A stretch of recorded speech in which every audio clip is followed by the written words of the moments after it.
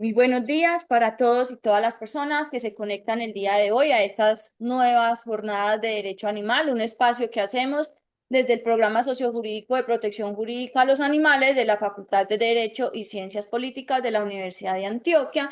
Y para nosotros este espacio es súper importante porque es el momento en el que los y las estudiantes que han estado durante todo este semestre en el programa presentan sus trabajos finales y sus análisis finales de algún tema que hayamos tratado durante la clase. Este es un espacio muy importante para nosotros porque este año el programa está cumpliendo 20 años en los que ha impulsado una visión del derecho que deje de ver a los animales como instrumentos y pues se empiecen a ver a los animales como individuos con sus propios intereses que no tienen nada que ver con el beneficio que puedan brindarnos a nosotros los seres humanos. Este ha sido un semestre en el que el programa ha estado muy activo, hemos enviado varios procesos de constitucionalidad y de tutela ante la Corte Constitucional. También tuvimos un importante proceso en el Tribunal Administrativo y estamos también participando en la red doméstica, que es un escenario internacional donde diferentes organizaciones de diferentes ramas, pues hay academia, hay organizaciones sociales, ahí está la institucionalidad de diferentes municipios, se articulan para elevar la protección de perros y gatos en esos diferentes municipios. Esto demuestra que el derecho está avanzando y que el derecho animal está avanzando desde diferentes perspectivas y pues el programa seguirá estando en esas discusiones y todas esas luchas que se están haciendo por los animales. El día de hoy les agradezco mucho a las personas que están conectadas, también les agradezco mucho a los y las estudiantes que han hecho este gran esfuerzo por estar acá y por comunicar algo que es importante para los animales. Le agradezco también a los asesores, al profesor Gabriel, a la profesora Valentina y por supuesto a la profesora Gloria Lopera, quien es profesora de la facultad también y es abogada, doctora en Derecho y en Historia, y el día de hoy será la moderadora de estas jornadas.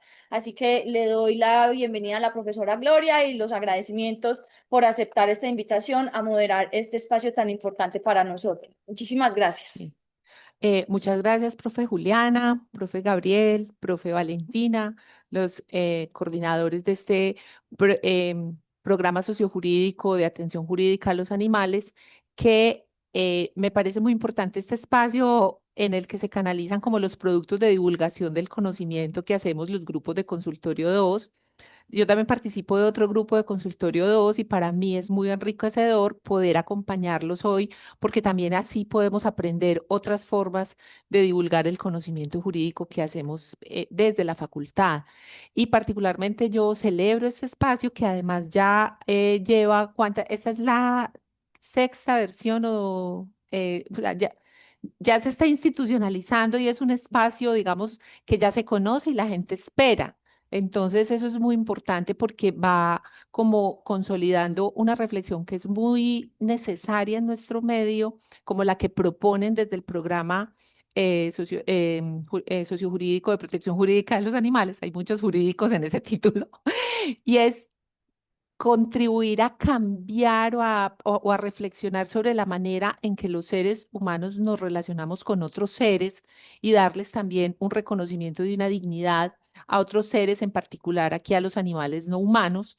Me parece que esto, como lo van a mostrar las ponencias que hoy nos van a presentar los estudiantes, tiene repercusiones muy importantes en las distintas áreas de lo jurídico.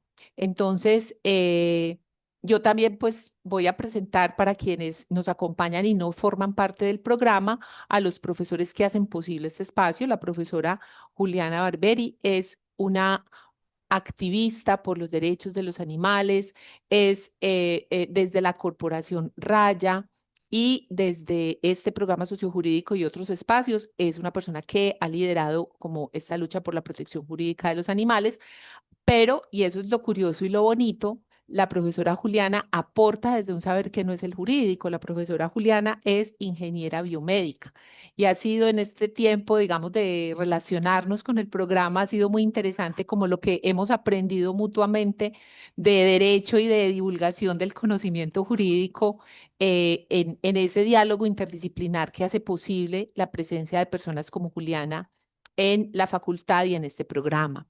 Y al lado de ella también están el profesor Gabriel Chica, que es abogado, politólogo, también es un activista por los derechos de los animales.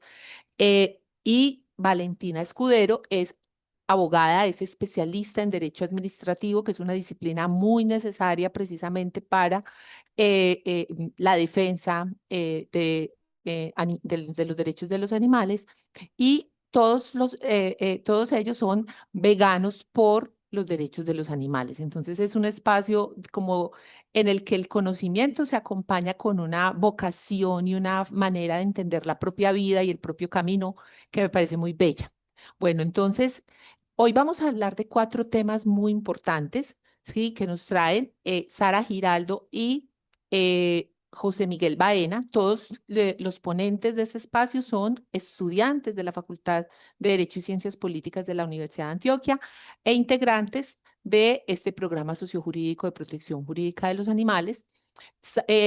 Sara y José Miguel nos van a hablar de un tema de familias multiespecie, cómo está impactando el reconocimiento de los animales como seres sintientes, el reconocimiento de esas relaciones que se forjan entre humanos y animales ya no vistos como recursos ni como objetos, sino como seres. ¿Cómo está impactando esto el derecho de familia y el tema del régimen de visitas en esas familias multi e interespecie, que ellos nos explicarán un poco, digamos, las relaciones y diferencias en esos conceptos?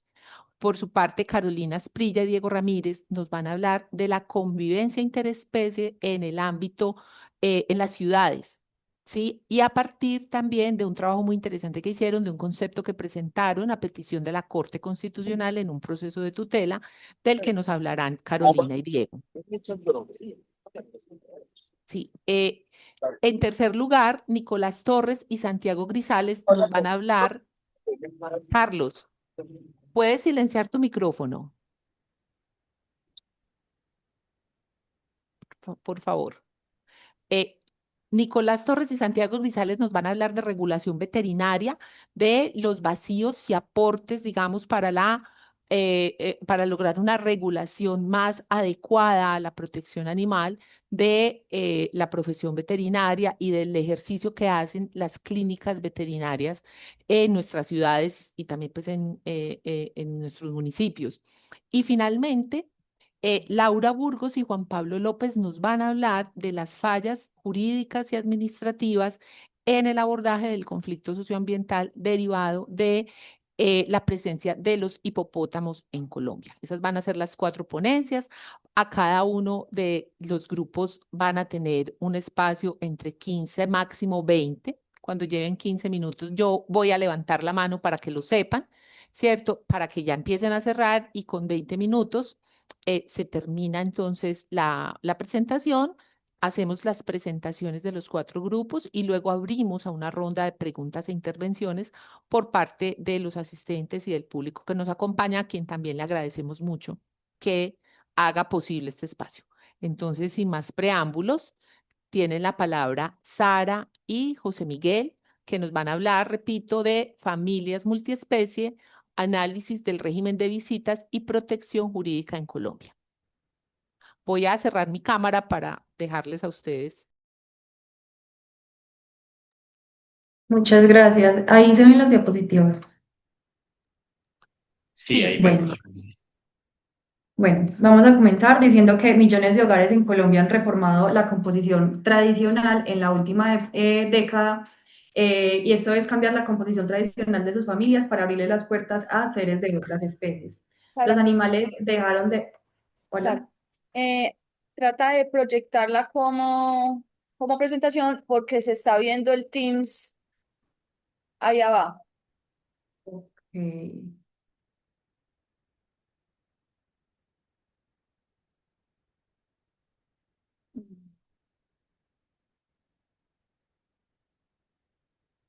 Ahí está bien. Sí, ahí no se ve. Así está perfecto, Sara. Listo.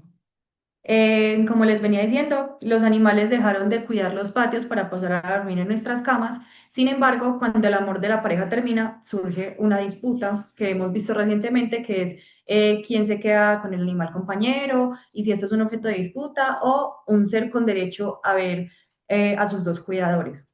Bueno, buenos días para todos. Nosotros somos Sara Giraldo y José Miguel Baena y el tema que vamos a desarrollar hoy se llama Familias multiespecie, análisis del régimen de visita y protección jurídica en Colombia.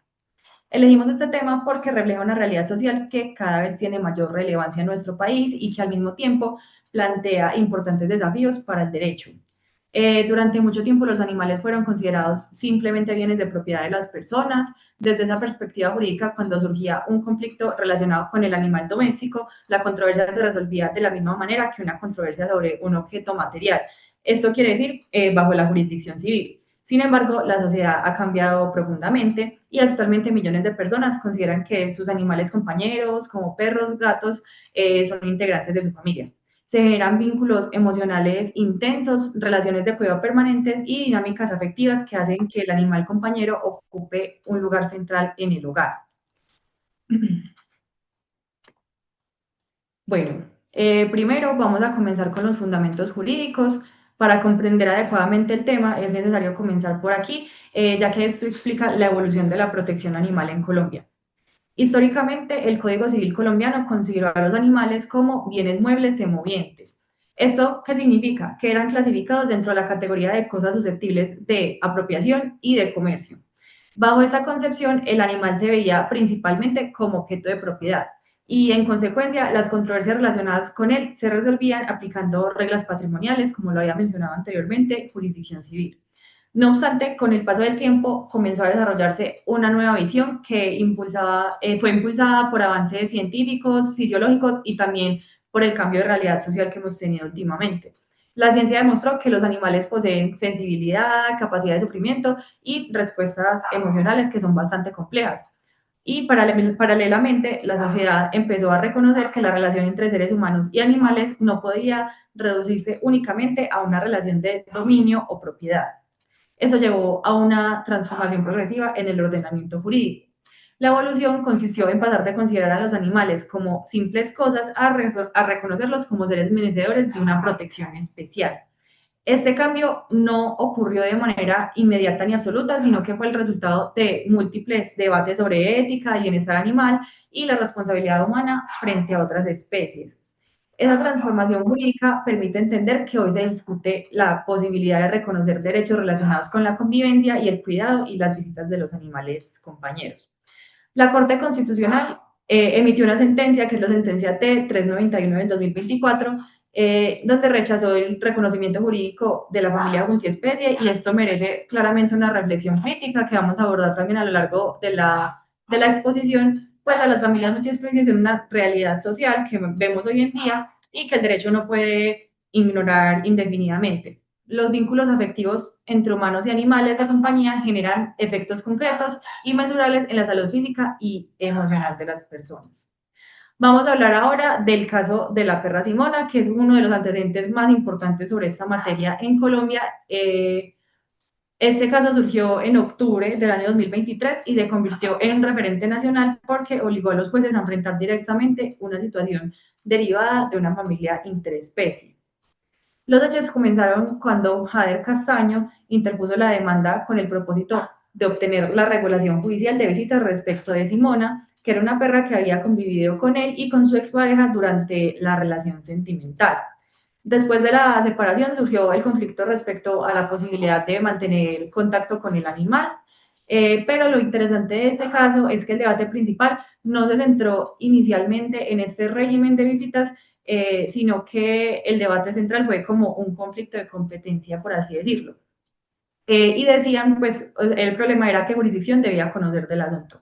Algunos consideran que el conflicto correspondía a la jurisdicción civil, por lo que expliqué anteriormente, seguían teniendo como a los animales en una dimensión patrimonial en el derecho, y otros decían que la controversia debía ser resuelta por el juez de familia porque involucraba vínculos afectivos construidos en el marco de una relación familiar.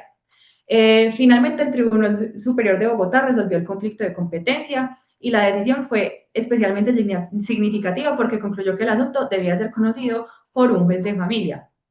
El tribunal lo que dijo fue que destacó la controversia, que la controversia no podía analizarse únicamente desde la perspectiva de la propiedad, porque existía, como ya lo había comentado anteriormente, una relación afectiva relevante entre las personas y el animal, y dicha relación era parte de una forma de interrelación social susceptible de protección jurídica. Ese precedente es fundamental porque constituye uno de los primeros reconocimientos judiciales de la importancia de los vínculos afectivos entre seres humanos y animales. Ahora, siguiendo por la misma línea, vamos a hablar de la Ley 1774 de 2016 de los seres sintientes. El caso de Simona no había sido posible sin un antecedente normativo que es este. Esta ley constituye uno de los avances más importantes en materia de protección animal dentro del ordenamiento jurídico colombiano.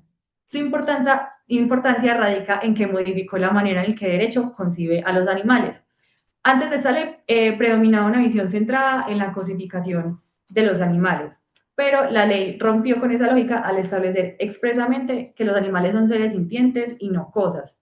Cuando hablamos de seres sintientes, nos referimos a seres capaces de experimentar dolor, sufrimiento, placer, felicidad Ya estamos listos, ya. y diversas formas de percepción emocional. La ley también establece que los animales deben recibir especial protección contra el sufrimiento y el dolor causados directa o indirectamente por los seres humanos, y además impone obligaciones concretas a quienes tienen animales bajo su cuidado. Esas obligaciones incluyen garantizar adecuadas condiciones de salud, alimentación, protección física y el bienestar en general del animal. Es importante resaltar que el bienestar animal no se limita únicamente a evitar el maltrato físico. Actualmente se entiende que también abarca aspectos emocionales y conductuales, como la posibilidad de desarrollar comportamientos naturales y mantener al animal en condiciones adecuadas para su desarrollo. En consecuencia, esta ley se convirtió en el principal fundamento jurídico para justificar que las decisiones relacionadas con los animales compañeros propicien su bienestar.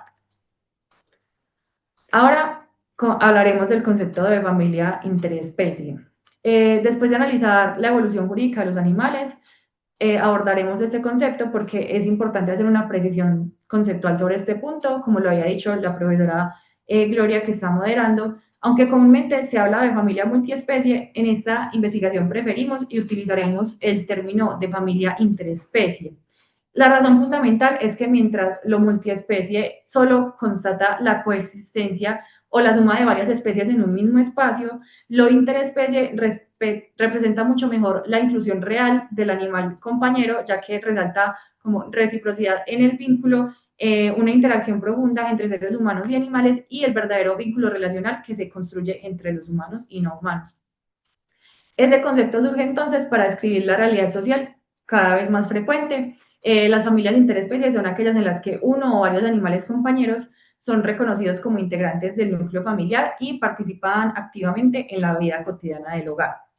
No se trata simplemente de convivir con un animal, lo que caracteriza a las familias interespecies, sino que en la familia haya una existencia de vínculos afectivos profundos y permanentes. Desde una perspectiva sociológica suelen identificarse estos tres factores que pueden ver en pantalla. El primero son los atributos. Los atributos significa que el animal tiene una identidad reconocida en el hogar, es decir, que tiene un nombre, tiene rutinas, tiene unos espacios específicos y una individualidad claramente reconocida por los miembros de la familia. El segundo elemento, como pueden observar, son los roles. Los animales desempeñan funciones importantes en la dinámica familiar, pueden brindar compañía, apoyo emocional, protección o convertirse en elementos de cohesión entre los integrantes de la familia. Al igual que el resto de los miembros de la familia, desarrollan roles específicos e irreemplazables. Finalmente, también encontramos el vínculo afectivo, que este es el elemento probablemente más importante, ya que se manifiesta a través de relaciones emocionales estables entre el animal y las personas con quien se convive. Por ejemplo, cuando el animal experimenta ansiedad por la ausencia de sus cuidadores o cuando las personas desarrollan fuertes sentimientos de apego o responsabilidad hacia él, hacia el animal compañero. Bueno, El reconocimiento jurídico de las familias interespecie responde también a un fenómeno social evidente, como lo había mencionado anteriormente. Durante las últimas épocas se ha producido un crecimiento significativo en el número de hogares que conviven con animales compañeros. Actualmente millones de familias deciden construir sus proyectos de vida con perros, gatos y otros animales domésticos compañeros. Los animales compañeros han dejado de ser considerados únicamente guardianes o animales domésticos para convertirse en compañeros de las personas y en muchos hogares ocupan un lugar emocional comparable completamente a otro integrante de la familia. Por esta razón, las separaciones de pareja generan los conflictos que antes eran objeto de atención jurídica. Cuando una relación termina, no solo deben resolverse los asuntos patrimoniales o relacionados con los hijos, sino que también surgen discusiones sobre quién continuará conviviendo con el animal, cómo se distribuirán los gastos y si otra persona podría seguir teniendo contacto con el animal compañero. Precisamente estos conflictos han llevado al desarrollo de nuevas respuestas jurídicas que ya mi compañero explicará en la siguiente parte de la exposición. Bueno, muchas gracias, Sara. Buenos días para todos. En este punto, pues vamos a decidirnos y a dedicarnos a hablar acerca de pues, qué jurisdicción es competente para resolver este tipo de situaciones, ¿cierto? Si es de la jurisdicción de familia o es de la jurisdicción civil. Hasta como lo que venimos viendo hasta ahora es cómo ha evolucionado el tratamiento jurídico de los animales en Colombia y cómo ha surgido pues como este concepto de interespecie. A partir de esa evolución es que pues, surge la pregunta que es muy importante, específicamente desde el punto de vista procesal. Y es pues, cuando surge un conflicto relacionado con un animal compañero, después de la separación de pareja, ¿qué juez es el que debe resolverlo, cierto? Si el juez civil, el juez de familia, esto, pues durante muchos años y a lo largo del tiempo venía siendo una respuesta aparentemente sencilla, pues porque los animales, como sabemos, no José eran Miguel, considerados.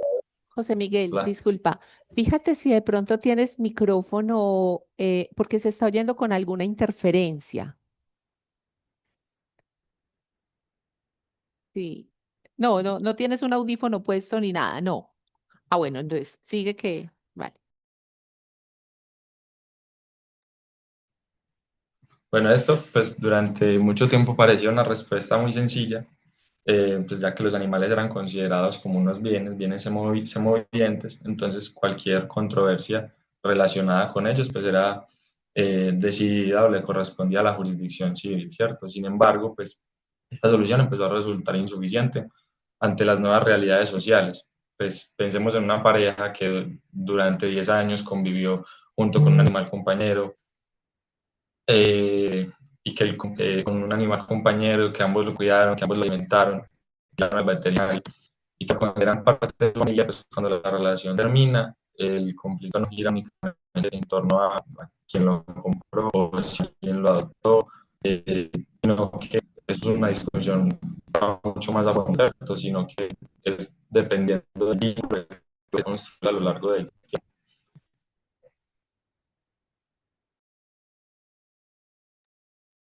Es como la red, creo yo. Sí, Ta- sí, tal vez. O sea, te escuchamos, pero con interferencia, se alcanza a escuchar. De pronto, si se está moviendo algo en tu escritorio o algo, o de pronto apaga la cámara para ver si mejora.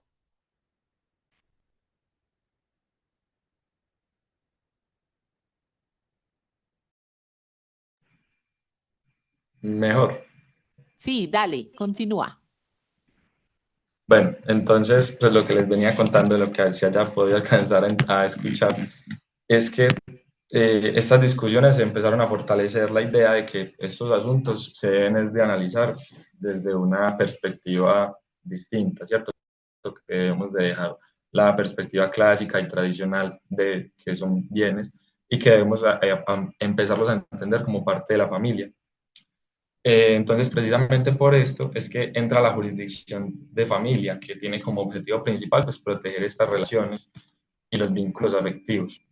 En el caso pues, de las familias interespecie, el juez de familia se encuentra en mejores condiciones para valorar pues, estos aspectos como la convivencia, el apego emocional y el bienestar del animal. En consecuencia, pues esto determinó que la competencia correspondía a los jueces de familia, ¿cierto? Y que esta en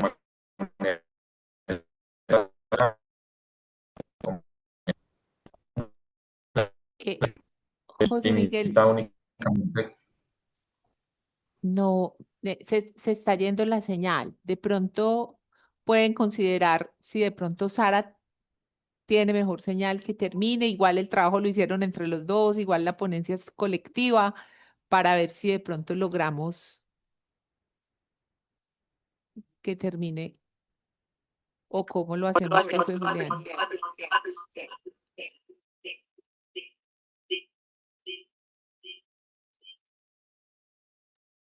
Profe, pues sí, sí, como prefieran. José se puede conectar del celular o a ver si de pronto desde ahí tiene mejor señal. Mm.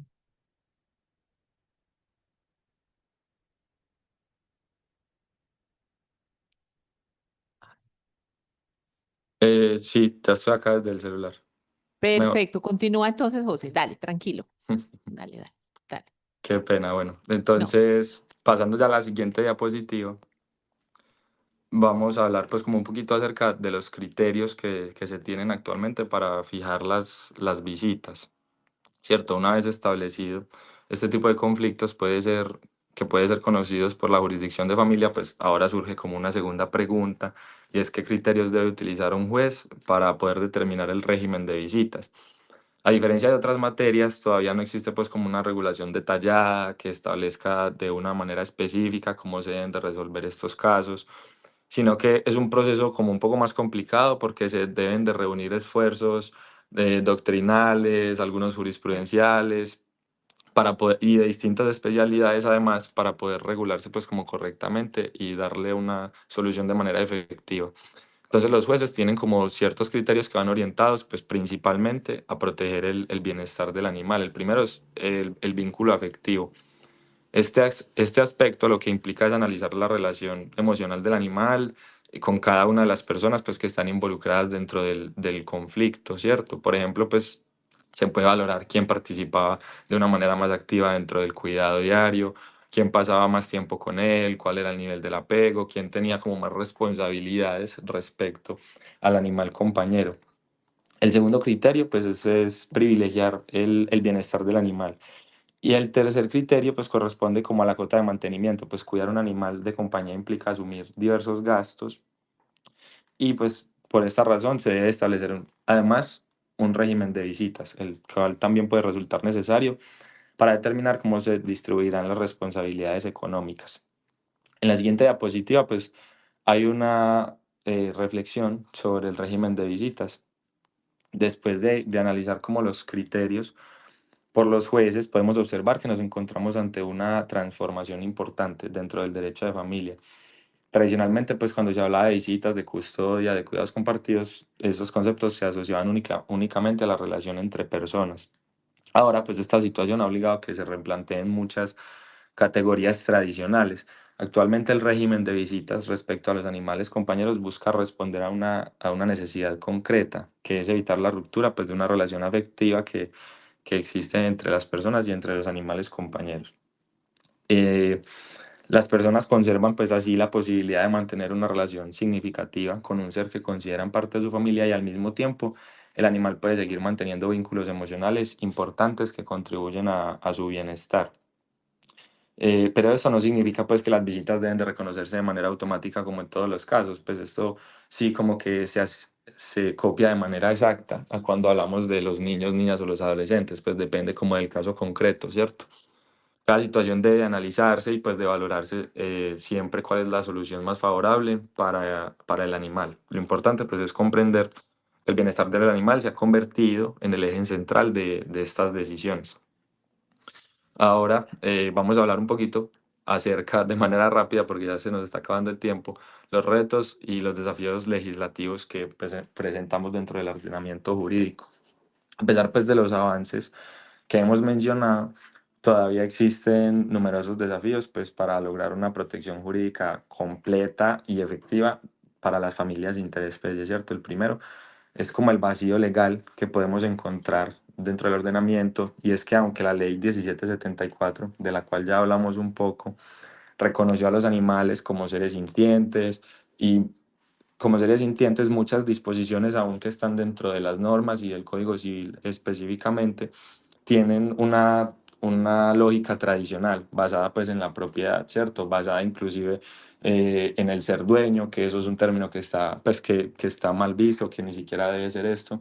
Entonces es difícil pues como ir en contra de estas condiciones lógicas que presentan las leyes, si esto es de lo que se habla, ¿cierto? Esto genera pues tensiones además, incertidumbres jurídicas para resolver los conflictos relacionados con los animales compañeros.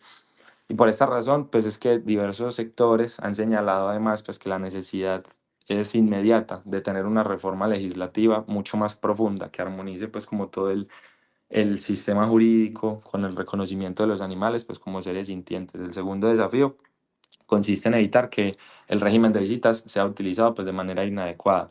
En algunos casos, esto podría verse como un riesgo de que las personas utilicen las visitas como un mecanismo de presión o de manipulación o de prolongación de conflictos, inclusive pues con la expareja.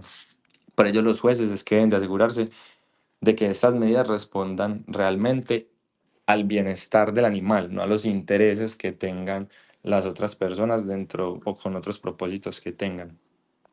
Otro desafío importante, y yo creo que el más importante, es la falta de la conciencia social. Y es que a pesar de los avances normativos, pues todavía persisten situaciones de abandono, de negligencia y de maltrato animal dentro de la sociedad que tenemos hoy en día, que se ven replicadas pues a lo largo de toda la sociedad. Y esto muestra que pues, las reformas legales por sí solas no son suficientes, sino que también requieren fortalecer la educación, la sensibilización y la promoción de una cultura de respeto hacia los animales. Y finalmente existe el reto de consolidar una verdadera comprensión social de las familias interespecie, pues porque aunque cada vez más son reconocidas y hay sectores que consideran estos vínculos como esenciales, pues esto genera siempre una discusión, ¿cierto? Y es que el derecho debe encontrar como mecanismos que le permitan responder adecuadamente a las transformaciones sociales. Y el último es que también podemos ver, por ejemplo, como desde las altas cortes suele reducirse inclusive la categoría de familias. Pues la Corte Constitucional en la sentencia T-391 del 2024 rechazó pues el reconocimiento jurídico de las familias multiespecie y esto pues merece una reflexión crítica, pues porque las familias interespecies son una realidad social que el derecho pues no puede ignorar indefinidamente. Los vínculos entre el humano y los animales compañeros generan efectos pues concretos e impactos inmediatos en la salud física y emocional de las personas. Esta negación jurídica de la familia pues resulta constitucionalmente insostenible a largo plazo porque el derecho debe de proteger realidades sociales consolidadas y pues generar efectos jurídicos concretos. Ahora pues a manera de conclusiones y para ir terminando, podemos afirmar pues que la protección jurídica a los animales en Colombia ha experimentado una evolución significativa en los últimos años, ¿cierto? El reconocimiento de los animales como seres sintientes pues representó y ha representado un cambio fundamental respecto de la visión tradicional. Esta transformación pues permitió que comenzaran a valorarse aspectos relacionados con el bienestar, los vínculos afectivos y las dinámicas familiares. Asimismo, pues también podemos ver cómo el caso de la perra Simona constituyó un precedente importantísimo, pues porque evidenció que las controversias relacionadas con los animales compañeros pueden involucrar intereses familiares y afectivos. Igualmente, pues podemos observar que los criterios utilizados para establecer visitas buscan garantizar principalmente el bienestar del animal. Y en definitiva nos encontramos ante una materia en constante construcción que refleja pues la capacidad del derecho. Para finalizar, pues queremos destacar que el reconocimiento de las familias multiespecie no se limita a una discusión jurídica, sino que también refleja una transformación cultural en la forma en la que entendemos nuestras relaciones con otras especies y que cada vez más personas consideran a sus animales compañeros pues como integrantes de su familia y que esperan y esperamos que el ordenamiento jurídico ofrezca respuestas adecuadas ante los conflictos pues que puedan surgir. Para cerrar, para finalizar, los invitamos pues a reflexionar sobre que la verdadera grandeza pues de una sociedad y de un sistema jurídico no se mide por cómo protege a los seres humanos, sino por cómo es capaz de amparar a los más vulnerables, ¿cierto? Hoy el derecho colombiano muestra que el amor, que el cuidado y que la lealtad no son exclusivos de nuestra especie. Y nada, eso es todo. Muchas gracias por su atención. Ujú. Muchas gracias, Sara y José Miguel. Una muy buena exposición, muy completa. Y dimos unos minutos extras por los problemas técnicos que hubo, pero fueron muy juiciosos los dos con el manejo del tiempo. Entonces pasamos a la exposición de Carolina Asprilla y Diego Ramírez sobre convivencia interespecie en las ciudades, las reflexiones que plantea este grupo en el marco de la red doméstica. Entonces, tienen el uso de la palabra. Recuerden, cuando lleven 15 minutos les levanto la mano y les pongo por el chat. Ujú. Listo. Están viendo la pantalla ahora mismo. Sí, muy bien. ¿Y se ve completa o se ve el Zoom? Completa, completa. Listo. Bueno, mi nombre es Carolina Esprilla. El día de hoy mi compañero Diego no pudo presentarse. Sin embargo, yo voy a hacer la presentación con normalidad sobre nuestras reflexiones en el marco de la red. Para empezar, me gustaría como hacer una reflexión o una pregunta para ustedes. Esto se basa sobre con quién compartimos realmente la ciudad.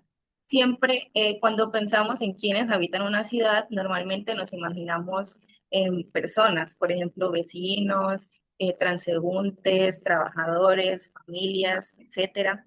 Sin embargo, en millones de hogares hay alguien más, un animal que nos espera en la puerta, un animal que está acostado en el mueble, un animal que sale a pasear, que convive con otros animales, que se relaciona también con otros seres humanos o con otras especies, también que come, que se enferma, que envejece y que muere junto a otras personas que conviven con ellos diariamente. Estos vínculos no son accesorios a la vida urbana, sino que son parte de ella. Por esta razón, esta presentación es una invitación a mirar la ciudad de otra manera, por ejemplo, una ciudad en la que la convivencia entre especies no sea un problema que se tiene que gestionar, sino que es una realidad que se tiene que reconocer y es una oportunidad también para repensar cómo queremos vivir juntos. Por esta razón, mi presentación es sobre la convivencia interespecies en las ciudades y nuestras reflexiones en el marco de la red doméstica que participamos activamente desde el programa. ¿Qué es la red doméstica? La red doméstica es una plataforma internacional de cooperación que hacemos parte nosotros como programa sociojurídico de protección jurídica a los animales de la Universidad de Antioquia.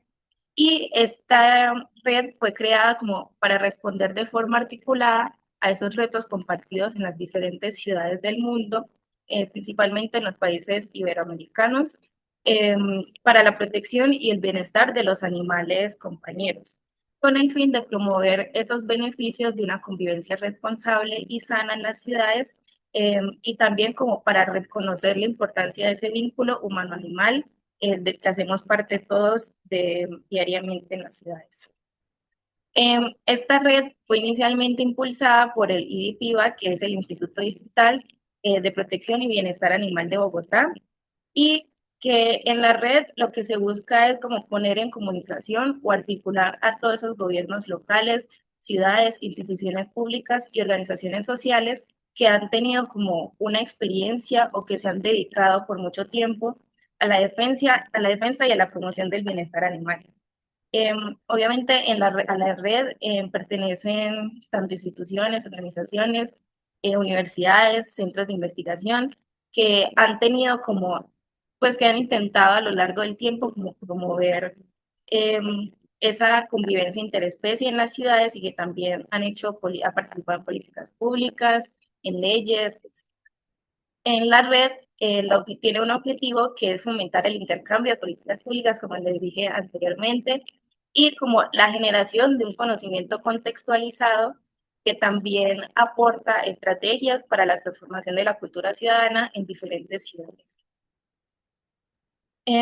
Les quiero hablar como de este primer encuentro internacional de la red, porque fue como un hito bueno, un primer encuentro internacional de ciudades por la fauna doméstica y fue un hito fundacional de la red, que se realizó el 14 de noviembre del año pasado en Bogotá donde asistieron más de 350 participantes, tanto de América Latina y Europa, en que fueron autoridades locales, organizaciones sociales, académicos y ciudadanos. Y este evento fue organizado por el Instituto Distrital de Protección y Bienestar Animal de Bogotá y con ayuda de la Fundación Franz Weber. Este evento se realizó con el fin como de fortalecer esa cooperación internacional y esa comunicación entre los países en materia de bienestar animal, y también puso a Bogotá como en el mapa y como una ciudad, y también a Colombia, obviamente, como referentes regionales en América Latina en el desarrollo de políticas públicas para la protección animal. Ahí está la foto como de la creación de la red doméstica. Esta foto también está en la página de la red, por si la quieren ver y por si quieren ver como más información de este evento.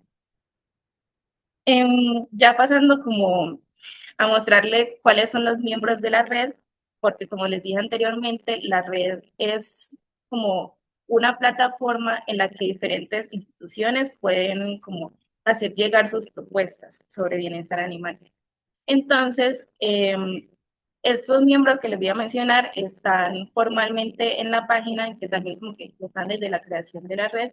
Sin embargo, a lo largo del tiempo, desde la creación hasta el día de hoy, se han ido como uniendo otras instituciones. Incluso en la misma página está el contacto de la red por si quieren como postularse para ser partícipes de esto que pues, me parece que es muy bueno para las ciudades en el mundo.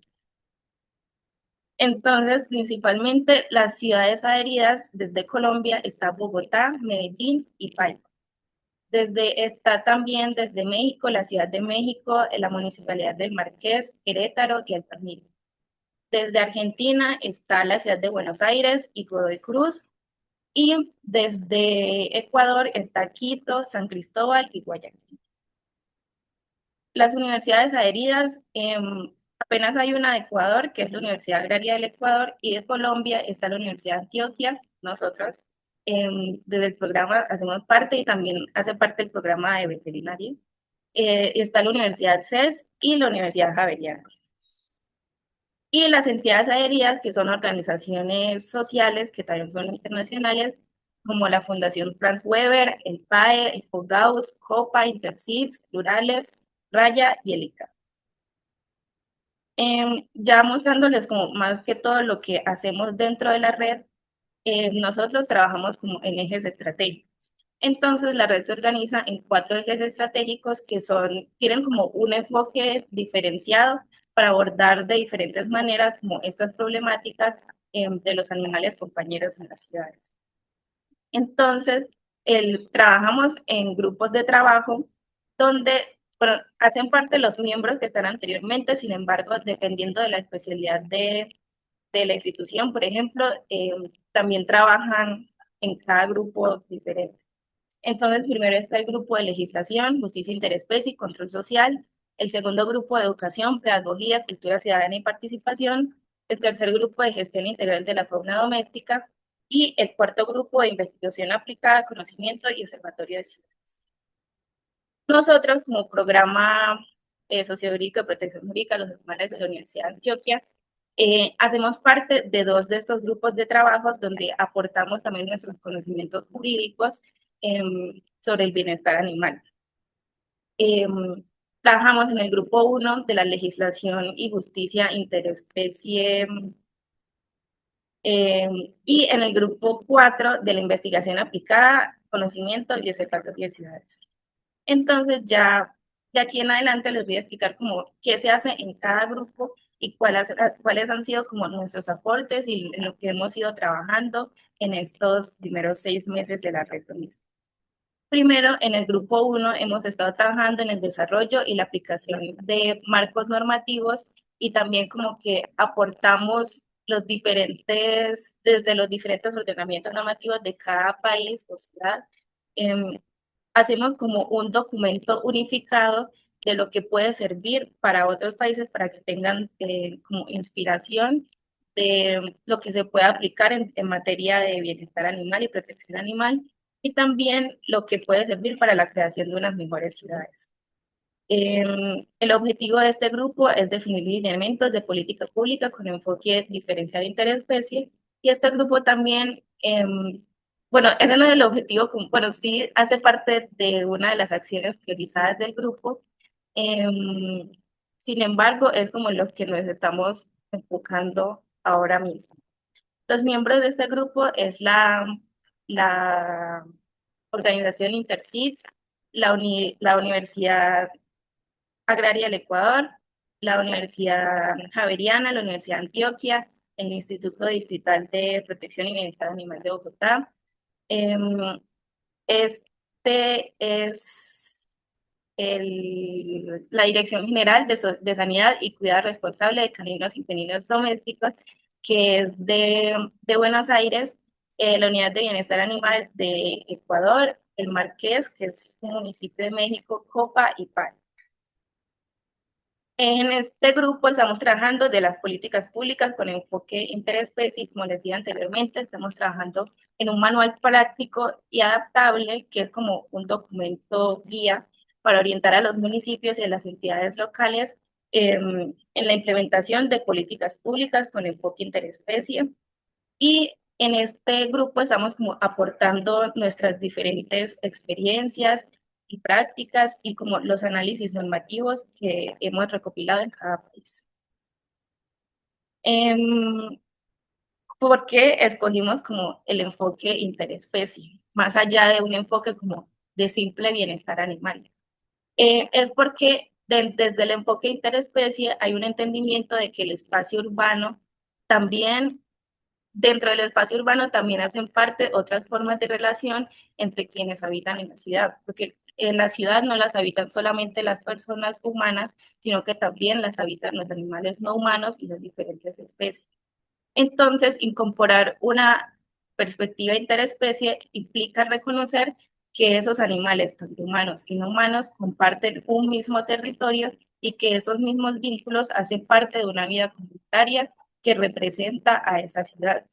Por lo tanto, las políticas públicas deben promover esa convivencia respetuosa entre las especies y, como les dije anteriormente, no es como pensar que el reconocimiento de otras especies es un problema, sino que es una realidad que tenemos que reconocer y también se debe reconocer el valor intrínseco de los animales. O sea, la idea no es humanizar a los animales o hacer que se comporten de cierta manera, sino que reconocer que hay una interdependencia de un bienestar general entre los humanos, los animales y el medio ambiente.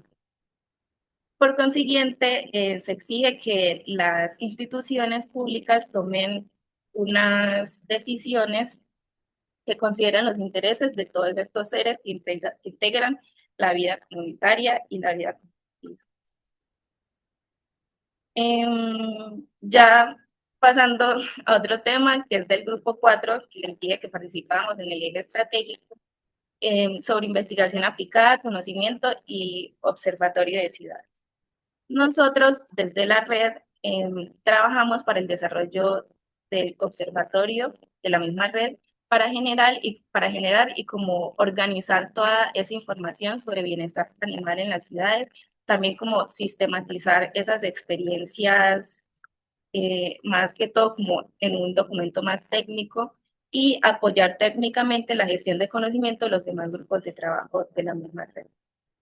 El objetivo es crear el observatorio de la red y los miembros de este grupo son la Universidad CES, la Universidad de Antioquia, la Universidad, siempre se me olvida, bueno, la Universidad de Ecuador, la Universidad Javeriana, el Instituto Distrital de Protección y Bienestar Animal de Bogotá, la Fundación Franz Weber, Plurales, Raya, PAE, Fogaus, Intercids y Copa.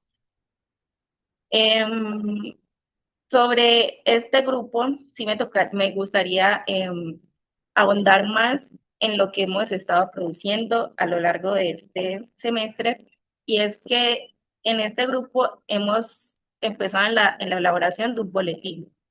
Este boletín es muy importante para nosotros desde el programa jurídico porque nosotros nos estamos encargando de la elaboración del mismo y también es importante porque es como una plataforma para nosotros para poder mostrarles y divulgar al mundo como esas nociones y percepciones que tenemos sobre sobre los derechos de animales en las ciudades. Una de las acciones priorizadas del Grupo 4 es aplicar los enfoques de antropología y ciencias sociales para comprender esa relación humano-animal. Por esta razón, vamos a elaborar un boletín, el primer boletín, y también es muy importante porque es el primer boletín tanto de este grupo como de la red.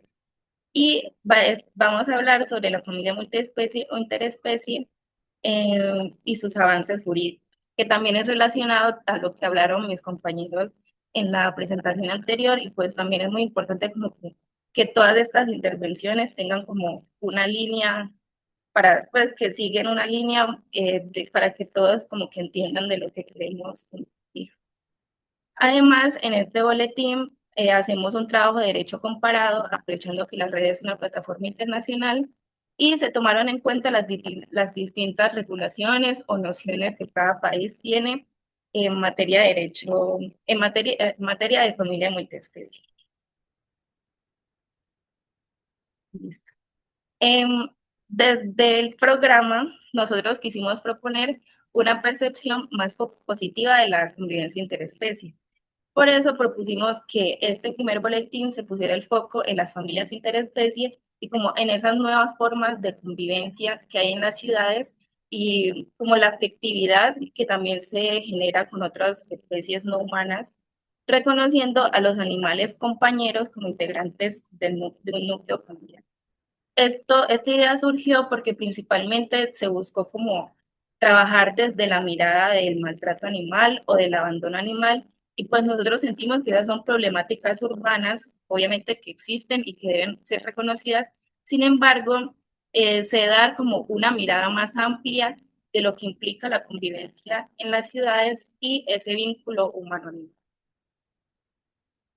El boletín que realizamos desde el programa para la red se aborda desde 4 temas. Primero, como un entendimiento general de qué es una familia y qué es una familia multiespecie, también de los vínculos socioafectivos entre las especies humanas y no humanas. Y después hacemos como un análisis entre multiespecie o interespecie y cuál término es como abarca más sobre el tema de protección animal y como considerar a los animales en las ciudades, que esto ya se los voy a hablar ahorita. También en el boletín abordamos los impactos jurídicos que ha tenido el reconocimiento de las familias interespecies y últimamente abordamos lo del derecho comparado. Entonces, a mí me pareció pues muy importante que también hablemos de la diferencia entre multiespecie e interespecie, que también lo mencionaron mis compañeros anteriormente. Y es que lo multiespecie es algo que se habla más como en términos legales, jurídicos o incluso doctrinales. Sin embargo, puede ser un poquito incompleto porque se enfoca más que todo en la estructura del hogar y detalla la convivencia como de diferentes miembros eh, de una familia que son de diferentes especies en un espacio físico y que comparten un proyecto en común. Sin embargo, esto puede ser o muy general, pero también a la vez es muy cerrado como en tomar en cuenta como el rol de los animales dentro de las familias. Por consiguiente, nosotros aportamos más como una imagen desde lo interespecie, donde el animal compañero ocupa una posición moral idéntica a la de cualquier otro miembro. O sea, no tienen como que seguir una lógica familiar en la que el animal es como un tercero de la familia, sino que el animal también es igual a su familiar. Y esto mismo también busca como combatir el especismo. Lo interespecie busca incluir la voz y las necesidades emocionales del animal. Como les dije anteriormente, la idea no es humanizar al animal, sino que se desarrolle desde su naturaleza en el entorno y también incluir al animal como un miembro activo que transforma la dinámica del lugar y ofrece un soporte emocional. Entonces, para nosotros nos parece que es muy relevante este boletín porque es una herramienta de conocimiento compartido que permite tanto a los países miembros de la red como, porque también el boletín es un método de divulgación de la red. Entonces, esto no es solo para nosotros, sino que es para toda la comunidad en general. Por eso mismo, dentro del boletín intentamos usar como un lenguaje accesible para que todas las personas puedan conocer como estas formas de convivencia en la ciudad. Entonces, este boletín para nosotros es relevante porque compara marcos normativos sobre la familia interespecie, identifica avances y desafíos. Y también puede contribuir como a un aprendizaje internacional en acciones concretas que pueden servir a otros países a empezar a aportar como esas nociones de familia interespecie. Y por último, aquí hice como, para que la presentación no fuera tan monótona, hice como un tipo de infografía que muestra como cómo han sido las nociones de familia multiespecie en los países.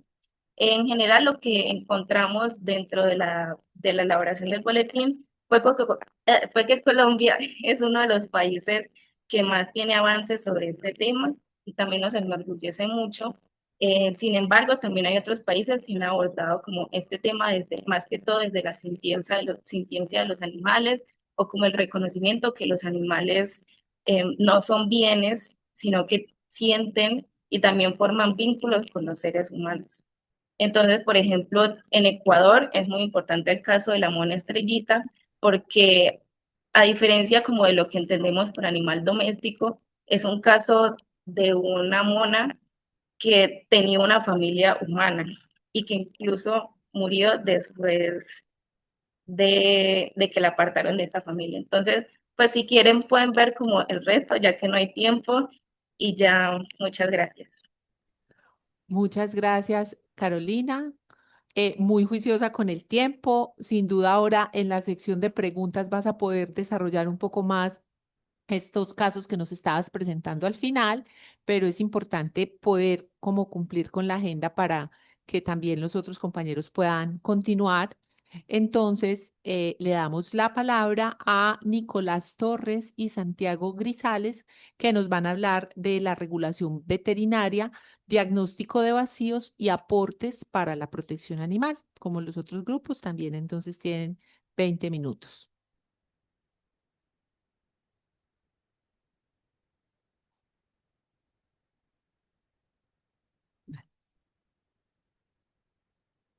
A ver. ¿No? Se puede, sí, eso, ahí se está empezando a presentar completa. Esperamos a ver. Ya, perfecto. Listo. Empieza el tiempo. Vale. Ok, bueno, entonces quisiera empezar primero con una pregunta y es, ¿cuántos de nosotros aquí convivimos con animales o con perros y los consideramos miembros de nuestra familia? Yo me imagino que la mayoría.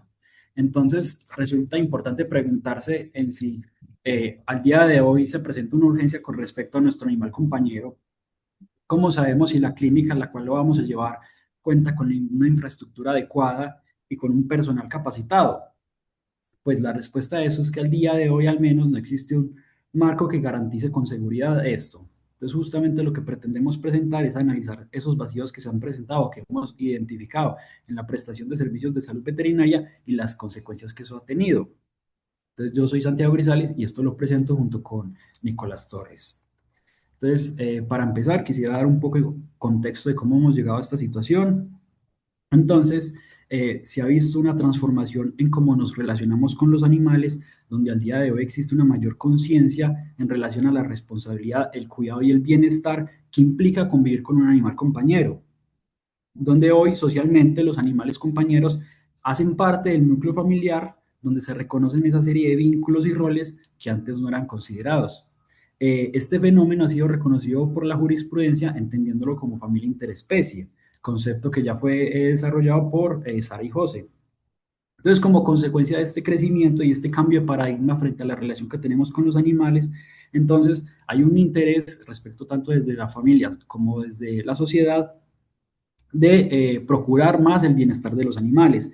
Entonces, eso ha generado un crecimiento en relación al mercado veterinario, al sector veterinario y los establecimientos que se dedican a la atención animal. Entonces, justamente debido a ese crecimiento, Entonces, se han evidenciado una serie de problemáticas en relación a la calidad del servicio, las condiciones en la prestación del servicio y la regulación que existe, facilitando así que se den situaciones de informalidad que generen una precarización del servicio y un descontrol en relación a la calidad de la atención que termina afectando directamente a los animales. Entonces, hemos identificado al menos dos problemáticas principales. La primera va en relación a la mala práctica de la imitación profesional. Esto en relación a que ha existido una desnaturalización de los roles.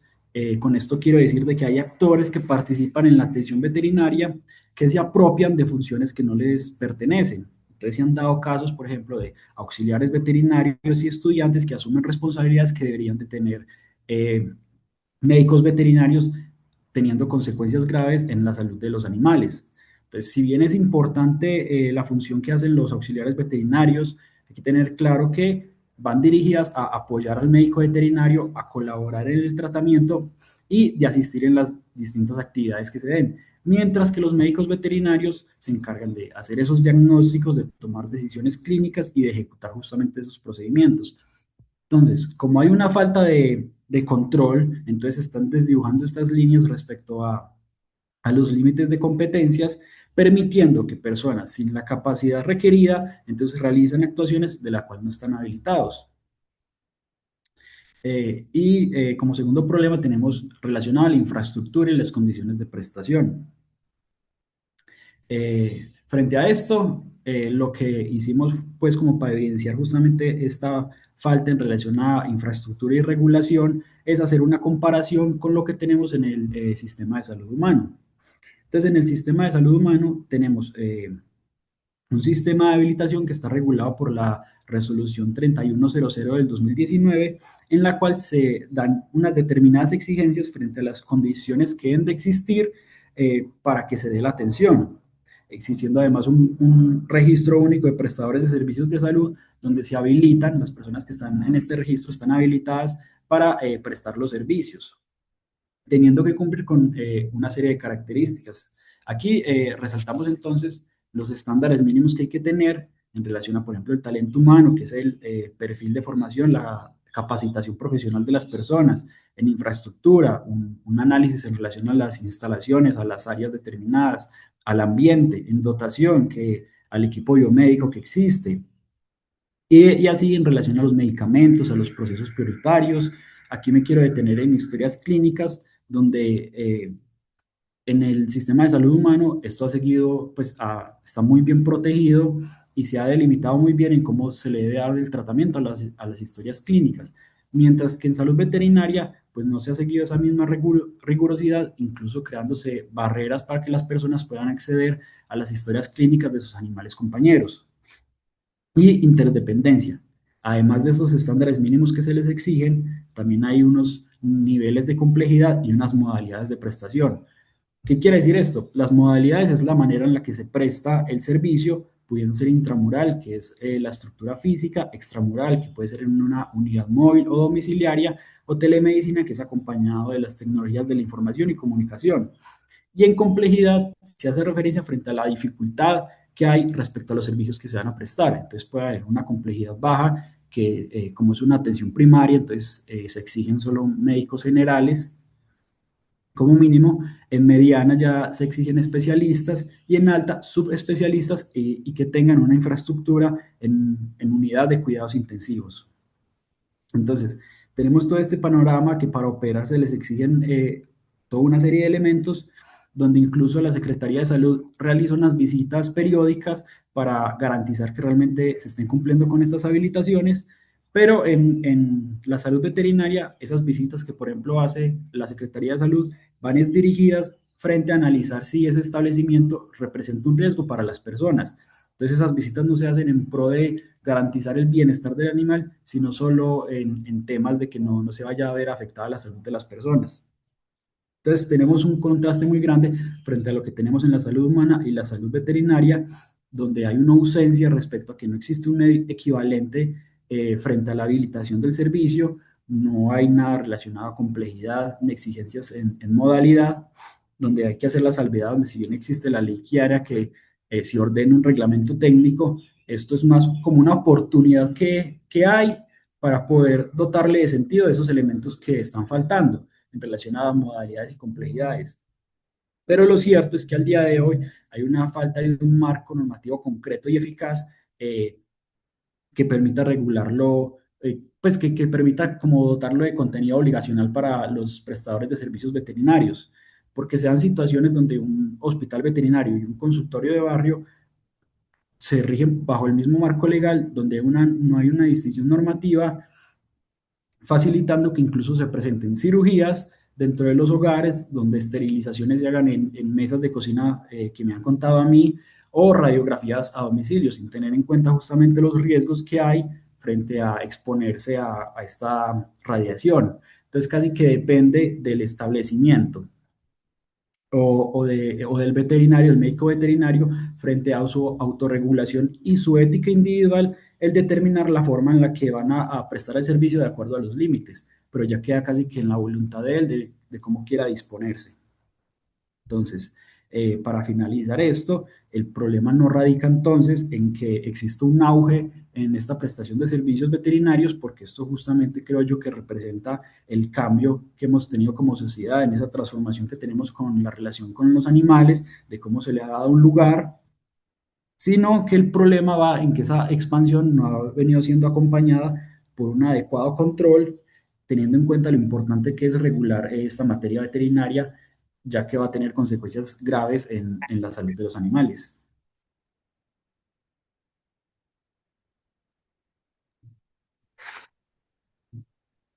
Y doy paso a que Nicolás Torres continúe. Bueno, buenos días, esperen un segundo.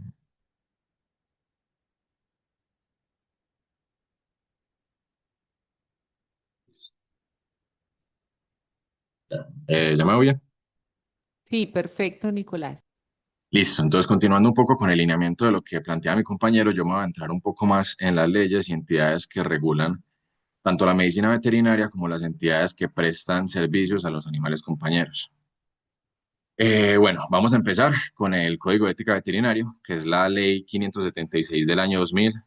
Esta ley tiene un par de aciertos. Los principales que yo considero es la creación del Tribunal Ético Profesional, el cual regula y controla esa profesión. Además, la regulación de la eutanasia, la cual antes era de uso libre y ahora solo puede ser usada en casos de un dolor irremediable del animal y con la debida autorización del tutor legal o el tutor responsable del animal.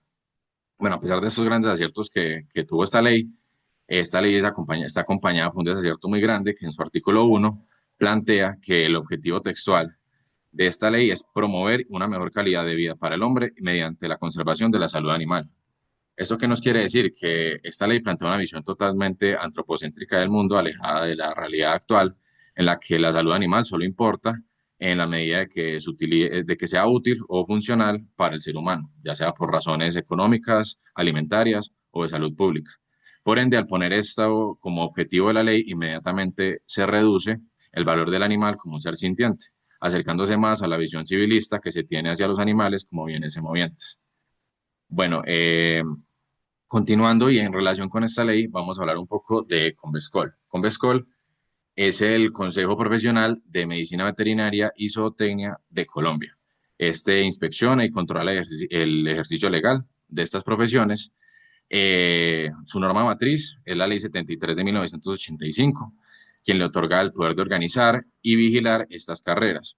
Además, la ya mencionada Ley 576 del año 2000, que es la que le confiere la potestad de sancionar en sus artículos 99 y consiguientes, conectando Convescol con el Tribunal Nacional de Ética Profesional. Bueno, Convescol tiene tres funciones principales. La primera es expedir matrículas y tarjetas profesionales. La segunda es llevar el registro público de profesionales autorizados y la tercera, y para mí la más importante, investigar y denunciar penalmente el ejercicio ilegal y tramitar las quejas por negligencia médica de los veterinarios en distintos centros. Bueno, ¿cuál es el mayor problema que presenta Convescol? Es que evalúa de la misma forma la medicina veterinaria y la zootecnia, con los mismos criterios éticos y el mismo tribunal. Esto cae en una gran contradicción porque mientras que para la medicina veterinaria El fin es velar por la salud y la integridad clínica de los animales como pacientes individuales. La zootecnia está diseñada para optimizar los procesos de producción y, por ende, legitimizar la explotación económica de los animales de ciertos gremios. Por tanto, regular de la misma forma ambas profesiones desprotege al animal y puede caer en una vulneración de sus derechos. A este conflicto se le suma que, como ya pudimos ver, eh, esta entidad, perdón, tiene como normas base leyes de 1985 y del año 2000, marcados por una visión altamente pecuaria y enfatizados en la producción. Por esto, al sistema le cuesta tanto adaptarse a una realidad actual donde los animales de compañía son reconocidos como seres sintientes y miembros de una familia multiespecie o interespecie. Bueno, para continuar, les hablaremos un poco de la ley Chiara, que es la ley 2480 del año 2025. Esta ley nació para regular los servicios de cuidados para animales compañeros. Tiene dos objetivos, tanto proteger los derechos de los usuarios y busca garantizar el bienestar animal. Cobija a cualquier persona natural o jurídica que preste servicios como veterinarias, guarderías, peluquerías, spa, paseadores, entre otros. Y aunque tiene pues una reglamentación amplia mínima, voy a mencionar un poco las reglamentaciones más interesantes, que son primero, por ejemplo, la firma de contratos, en los cuales se establezca las condiciones en las que llegó el animal y qué persona va a prestar este servicio en el establecimiento. También el límite de capacidad, que por ejemplo para los paseadores se les pone un límite de 8 perros y en lugares como guarderías se exige el mínimo de un responsable por cada 20 animales. También se prohíbe que los animales pasen la noche en lugares como peluquerías o spa. Se exige la instalación de cámaras de monitoreo. Esto no simplemente para la seguridad local, sino para monitorear todos los procedimientos que les estén haciendo a los animales. Además, en las instituciones móviles, regular el transporte con guacales individuales, ventilación y el uso de botiquines. Bueno, esta ley fue aprobada en julio de 2025. El plazo de transición fue de 24 meses, o sea, más o menos para mediados de 2027, para que todos los prestadores de estos servicios acaten esta nueva normativa si no quieren caer o recaer en posibles multas o sanciones. Bueno, esta ley nos proporciona dos visiones de protección, una hacia los consumidores y hacia los usuarios de estos servicios, y otra que busca ampliar la protección y bienestar animal. Obviamente, pues queremos que, y se quisiera que estas leyes tengan un enfoque total en la protección animal, pero no se debe desmeritar que se han logrado grandes avances con la implementación de estas nuevas leyes. Bueno, para ejemplificar un poco todo lo que mencionó mi compañero y lo anteriormente mencionado por mí, vamos a tocar un poco por encima un caso, que es el caso de Puerto Berrío, que es un caso que ocurrió en mayo de 2026 en el marco de una jornada masiva de esterilización en este municipio contratada por la alcaldía. En este caso, lamentablemente, se presentó y se registró la muerte de 7 felinos. Esta noticia fue tratada por varios medios de comunicación, como el periódico El Colombiano, y se le hizo un apoyo a la situación mediante derechos de petición por parte de activistas como nuestra asesora Juliana Barberi.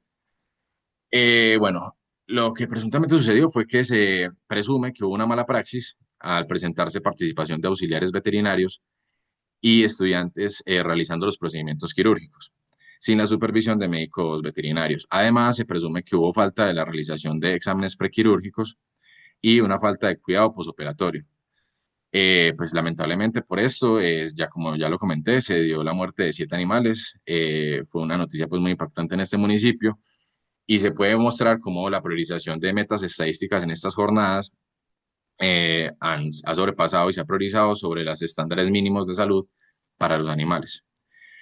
Pues también para los afectados de estos municipios alejados es muy difícil acceder a laboratorios forenses o entidades que dicten pruebas periciales pertinentes para demostrar la mala praxis o ante entidades como Convescol ya mencionado o ante la Fiscalía.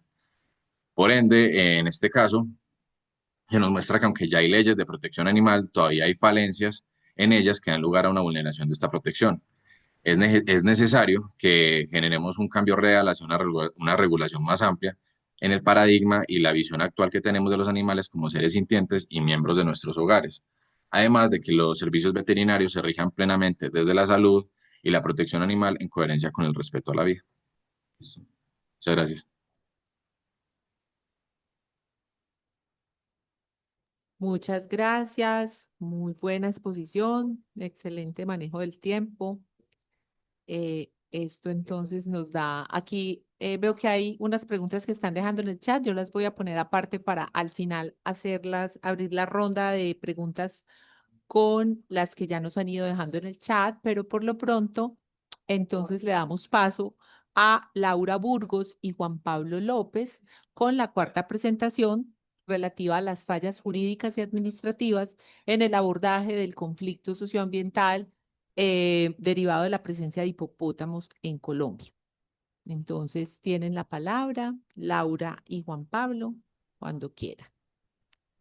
Buenos días para todos y todas. Buenos días. Si quieres, pon la presentación así más amplia, como en modo presentar, para que, si te parece. Vale. Sí, sí, y aunque la profe Juliana me está colaborando con el Ah, tema de bueno, las diapositivas. perfecto. Cuando quieras, Muchas avanza. gracias. Dale. Pero ya se ve grande, perdón, ya se ve grande. No, Juli. Oh, Se ve lo suficiente porque se ve como en modo, cuando uno no ha puesto el modo presentar completo. yo ya le puse Se ve en grande. modo edición, sino que debes Sí, estar modo. compartiendo la pantalla, la ventana. Antes, si dejas de compartir, puedes volver a compartir la pantalla grande. Ujú. Gracias, vale, listo. Así, me dicen. Está Espera, está cargando. empezando. Ya. Ya, perfecto. Ay, sí, muchas gracias, profe. Bueno, nosotros tenemos para hoy la ponencia de las fallas jurídicas y administrativas en el abordaje del conflicto socioambiental derivado de la presencia de los hipopótamos ancones en Colombia. El conflicto socioambiental derivado de la presencia de los hipopótamos en el territorio colombiano se remonta a la década de 1980. En ese periodo se introdujeron ilegalmente 4 ejemplares procedentes de un zoológico de Estados Unidos con destino a la colección privada de la Hacienda Nápoles en el municipio de Puerto Triunfo, Antioquia. Tras el abandono de la propiedad para la década de los 90, la falta de intervención y control temprano por parte de la autoridad del Estado facilitó que los individuos escaparan del recinto original y colonizaran el ecosistema del Magdalena Medio. La ausencia de los depredadores naturales, la ausencia de los depredadores naturales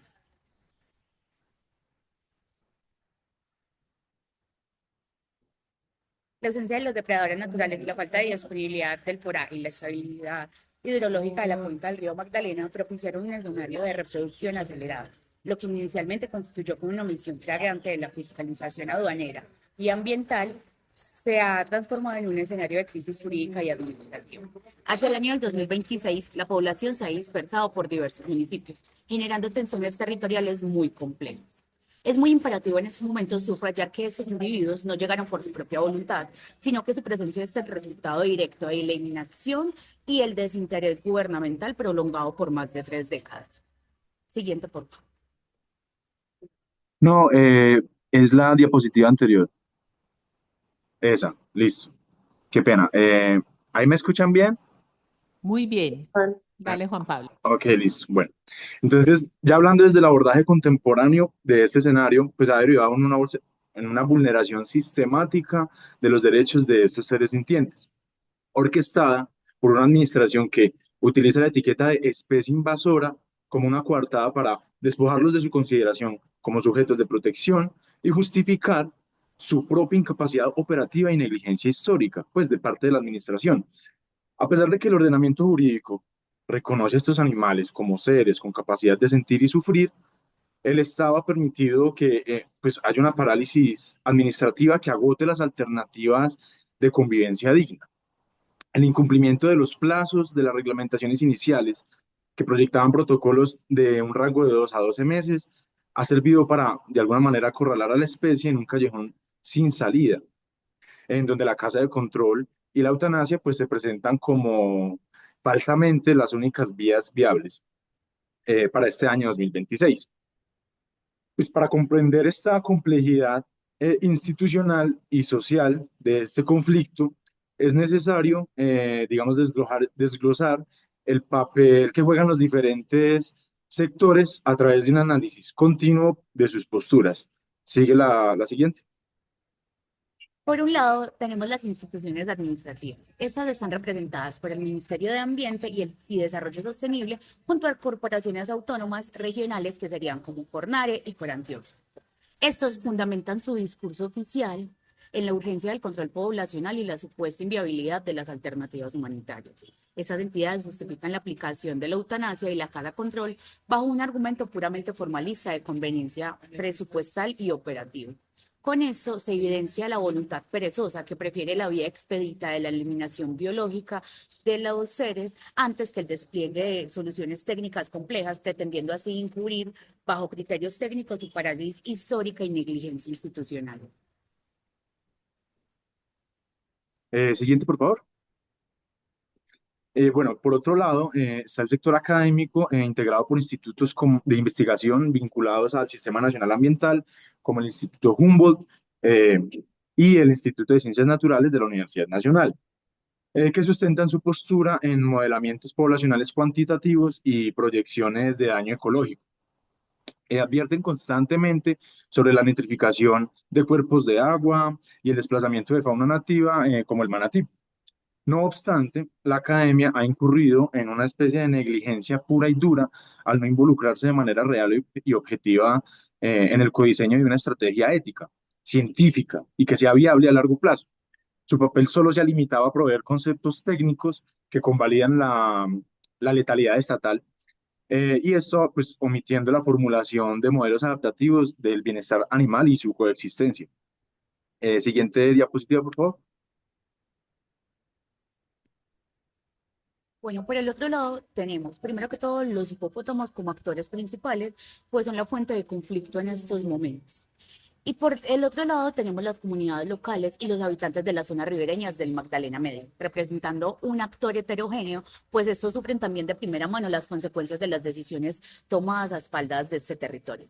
Una parte sustancial de esta población ha desarrollado un arraigo cultural y afectivo hacia los animales, integrándolos pues como a sus dinámicas de turismo ecológico y subsistencia local. Por ende, su postura rechaza de forma categórica las medidas de exterminio y denuncia la arbitrariedad institucional de un Estado que centraliza las decisiones sin garantizar una participación ambiental real, efectiva y vinculante. Listo. Digamos que hay una evaluación de estas acciones estatales que debe contrastarse de manera estricta con el bloque normativo y pues ilegal que está vigente en este momento, el cual impone unos límites precisos a esta actividad administrativa a través de mandatos imperativos. En primer lugar, está la Ley 1774 de 2016, que modifica el Código Civil, y la Ley 84 de 1989, que reconocen expresamente a estos animales, a los animales como seres sintientes, introduciendo el mandato de descodificación jurídica. Es decir, ya no son objetos de mercancía, ni mucho menos. Esta normativa impone al Estado una obligación ineludible de garantizar que pues, que estos animales no sufran de dolor ni angustia, y constituyen el pilar fundamental para la defensa de la vida y la integridad de estos seres. Y en segundo lugar, la Ley 99 de 1993, pues es la que define la estructura del Sistema Nacional Ambiental y consagra el principio de precaución en materia ambiental. Y este instrumento obliga a la administración a abstenerse de ejecutar medidas irreversibles, tales como sacrificio masivo, cuando no se han agotado con rigurosidad científica las alternativas menos lesivas. Siguiente diapo, por favor. Profe, siguiente, por favor. Por último, tenemos el Acuerdo de Escazú, ratificado mediante la Ley 2273 del 2022 y avalado por la sentencia C359 del 2024 de la Corte Constitucional.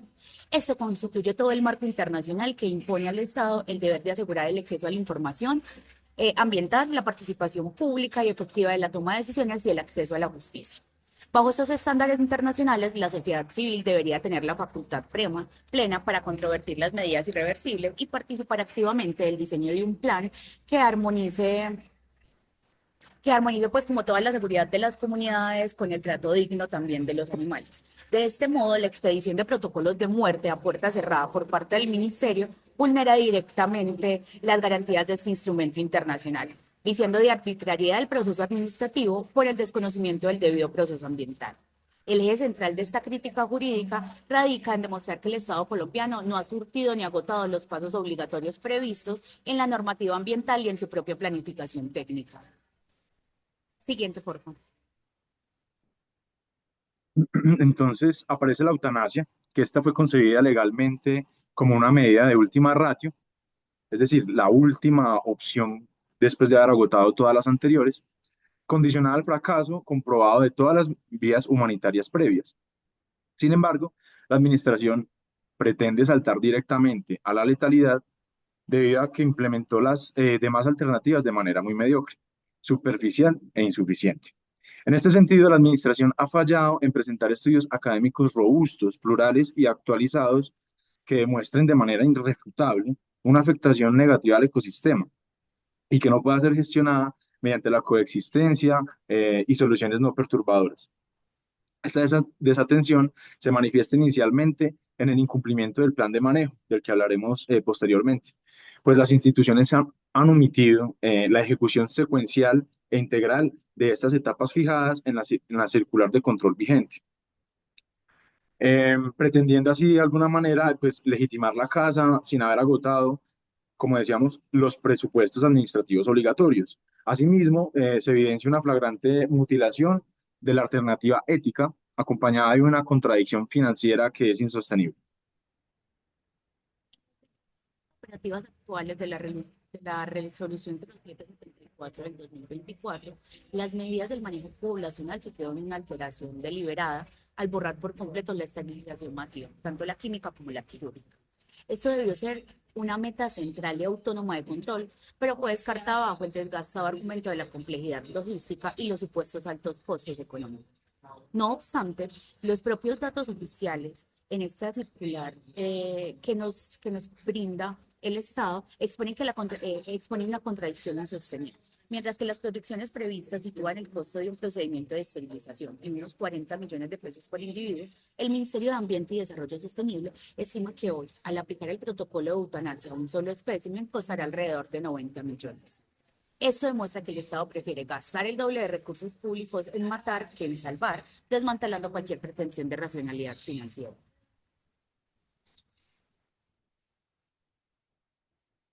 Hola, siguiente diapo, por favor.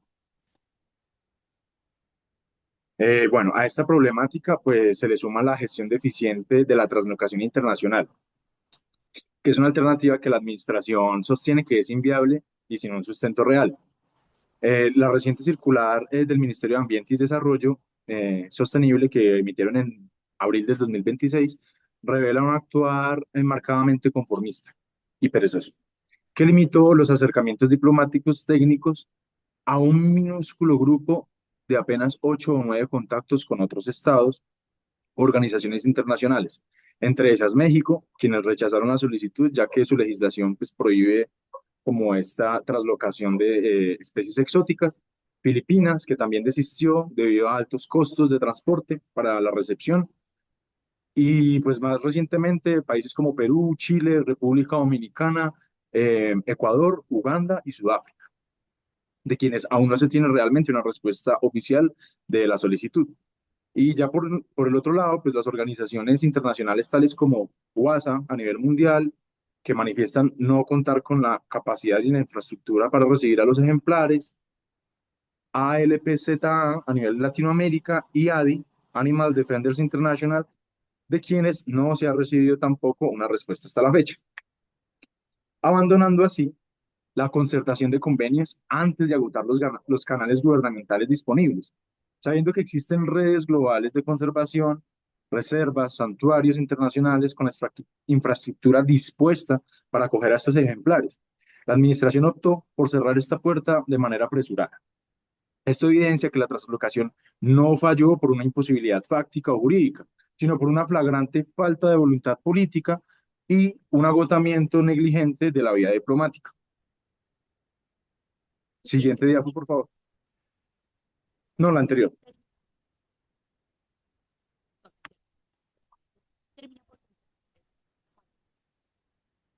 El aislamiento físico en santuarios o zonas de reserva controladas dentro del territorio nacional, es decir, in situ, ha sido descartado de manera arbitraria bajo el argumento de los costos financieros y la longevidad de la especie. Al usar las dificultades logísticas como coartada en lugar de resolverlas mediante la debida asignación presupuestal y la articulación interestatal, el Estado ignoró de tajo el tejido social del Magdalena Medio, se pasó por alto que las comunidades locales no solo han naturalizado la presencia de estos animales, sino que han construido dinámicas socioeconómicas y lazos culturales perdurables a su alrededor. Siguiente diapositiva.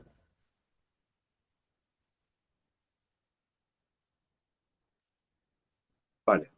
Entonces hay una cronología de la actuación estatal que demuestra cómo se ha ido estructurando el andamiaje formal para intentar justificar la vía letal como un hecho cumplido.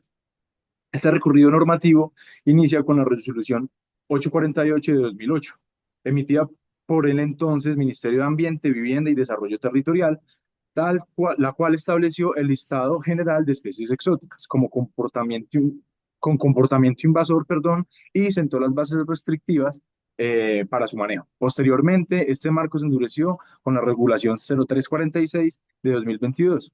En esta se adiciona expresamente ya al hipopótamo al listado de especies exóticas invasoras en Colombia, prohibiendo de manera categórica su comercialización, tenencia y movilización.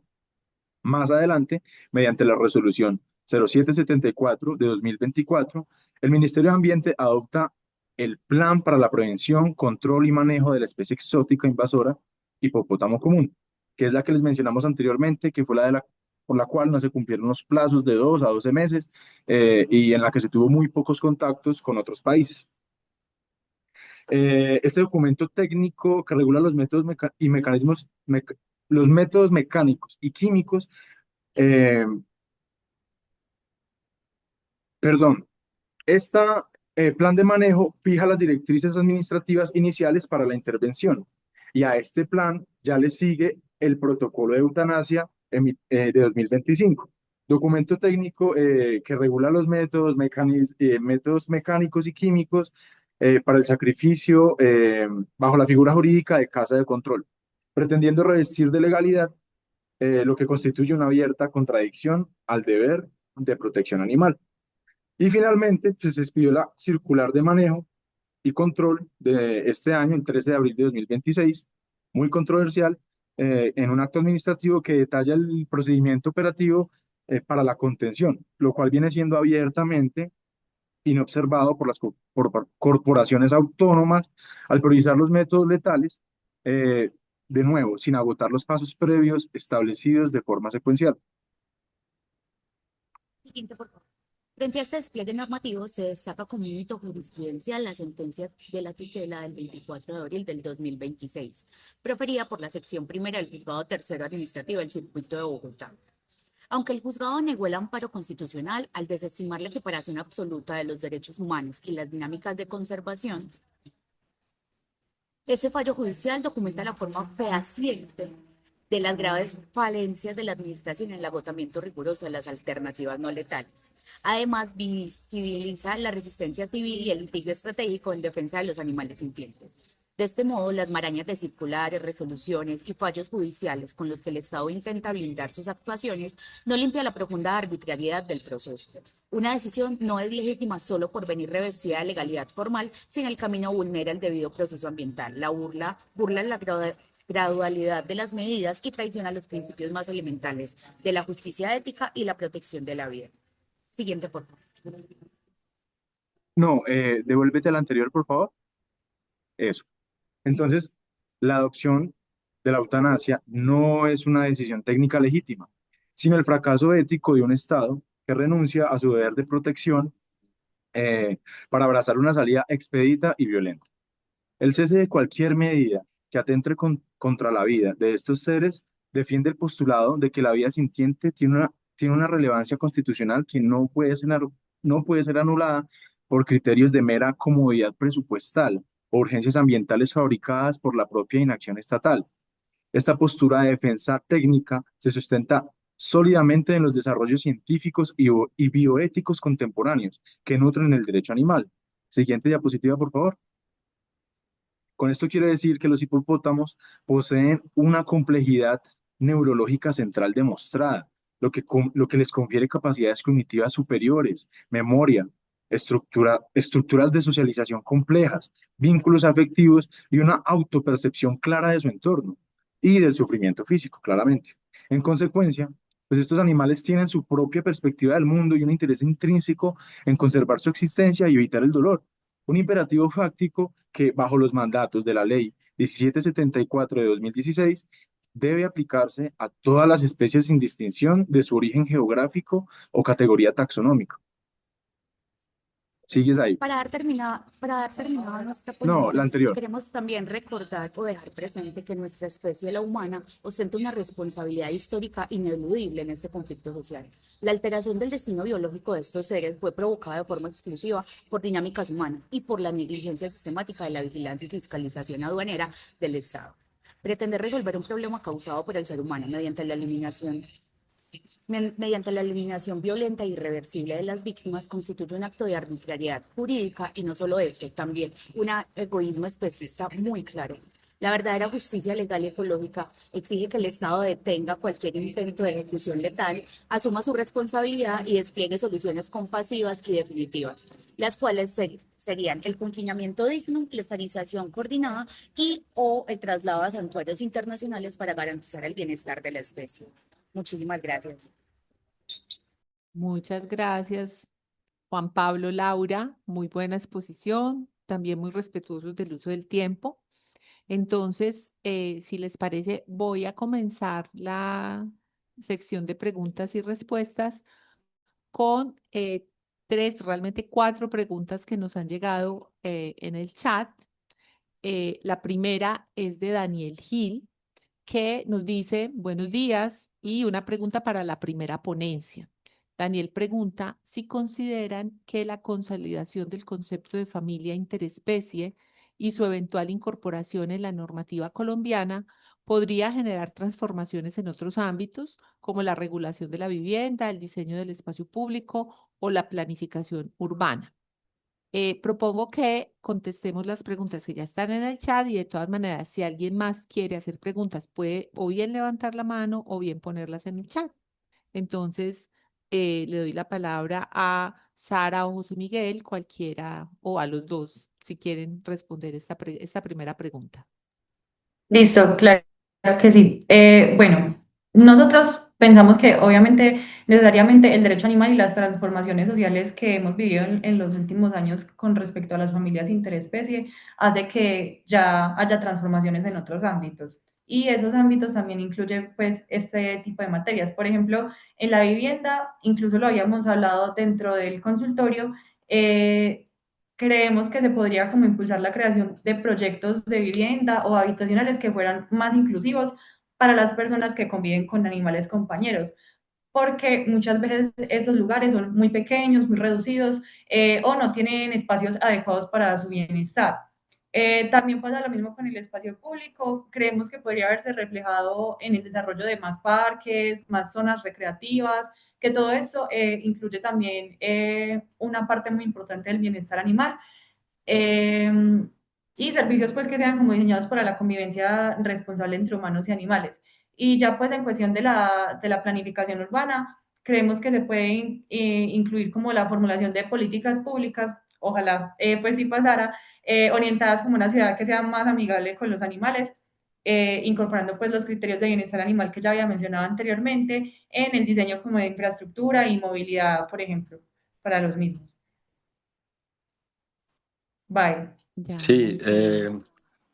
de hecho, pues para no irnos muy lejos, nosotros como consultorio participamos dentro de un concepto pues, que nos pidió la Corte Constitucional referente a una tutela, en el cual pues nosotros nos enfocamos a decir pues que estos seres sintientes tienen el derecho a habitar pues dignamente los espacios urbanos, ¿cierto? Incluyendo las copropiedades y las viviendas verticales, donde también pues se busca, además, entre otras cosas, decir que las restricciones pues que son impuestas como dentro de los reglamentos de propiedad horizontal también se deberían como de someter a cierto juicio de proporcionalidad, pues que no se pueden imponer prohibiciones absolutas.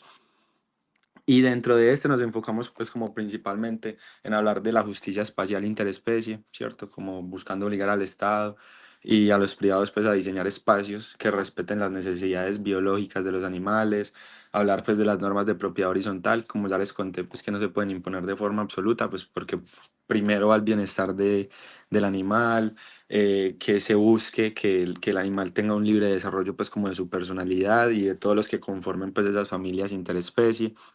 que aunque los animales no son ciudadanos en el sentido jurídico y político, pues sí son seres destinatarios de una protección constitucional, ¿cierto?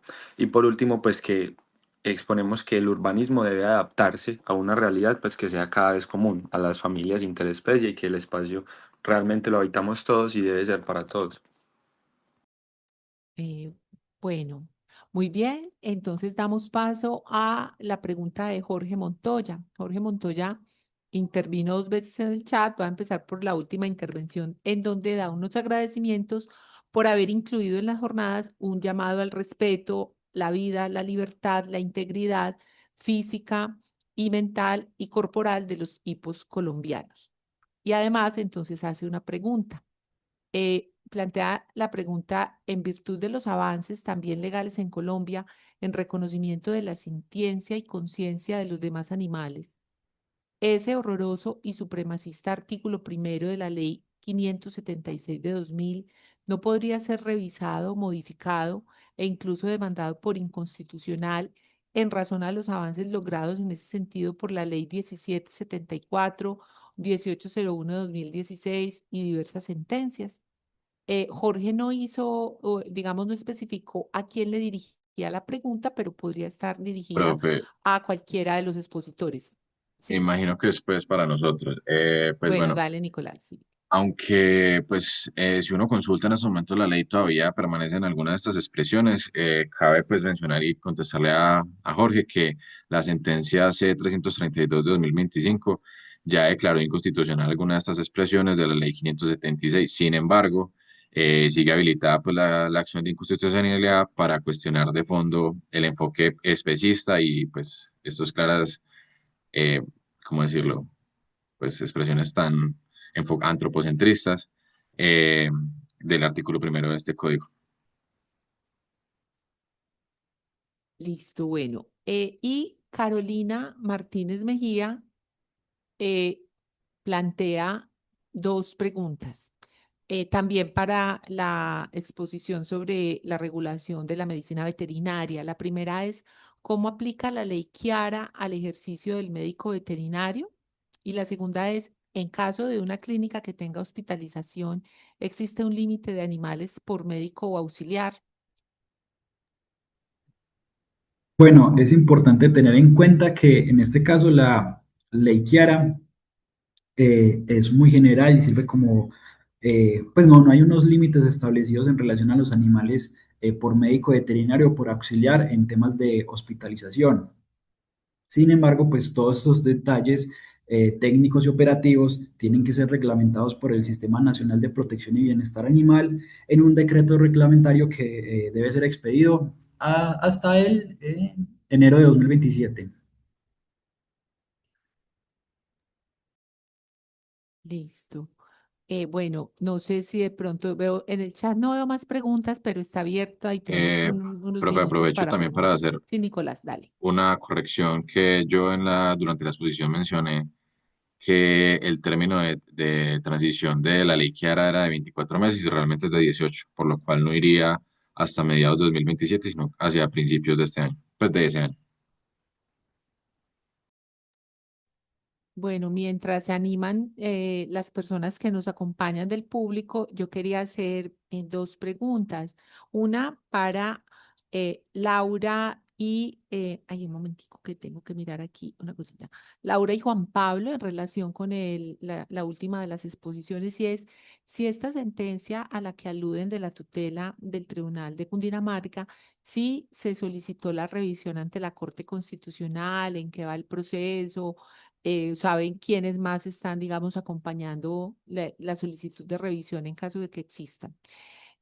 Eso sería una pregunta entonces para ustedes y también una pregunta para Carolina y es, ella nos estaba haciendo al final una síntesis de cómo se estaba aplicando, cómo se había aplicado ese enfoque interespecies en las políticas públicas a lo largo de distintas ciudades y estaba dando unos ejemplos muy interesantes y por lo menos podía desarrollar alguno de esos ejemplos un poquito más para llevarnos una idea más precisa de este tema que está muy interesante también. Yo podría comenzar pues como con la primera Dale, pregunta que Laura, nos sí. hiciste. En este sentido, pues la verdad, qué bueno pues como la primera que todo la pregunta, porque en esta tutela hay que resaltar que estuvo brutal, pues el accionante tomó con mucho detalle todo este tema y con mucha delicadeza y mucha responsabilidad, al menos de la parte sintiente, y nos deja también demostrado que hay una gran población que quiere apoyar y que pretende que la idea es buscar otras alternativas diferentes a la muerte de los animales. El juez también incluyó otras nuevas tutelas referentes a esto y definitivamente sí hay una gran parte de la población que deseamos que no se haga la muerte, que no se dé pues como la muerte o se dé esta vida tan letal que impone el Estado, sino que busquemos otras alternativas que como ya lo hemos visto, la verdad sí son muy viables, solo que las han descartado totalmente, pero pues la tutela está en proceso y pues estamos tratando, esperando la verdad, cómo sigue todo, cómo nos dan respuesta. Sí. Pero ya, digamos, ya llegó a la corte, ya la radicaron, ya se hizo la solicitud de selección. Pues el proceso está ya en fase de impugnación. Entonces Ah, estamos ya está todavía en segunda esperando, sí, instancia. sí señora, Ah, está en vale, segunda vale. instancia, entonces ya estamos esperando que responden y pues qué procede después de esto, cuáles son las Ah, medidas que tomamos o qué respuestas nos dan. vale, bueno, muchas gracias. Carolina, no sé si quieras.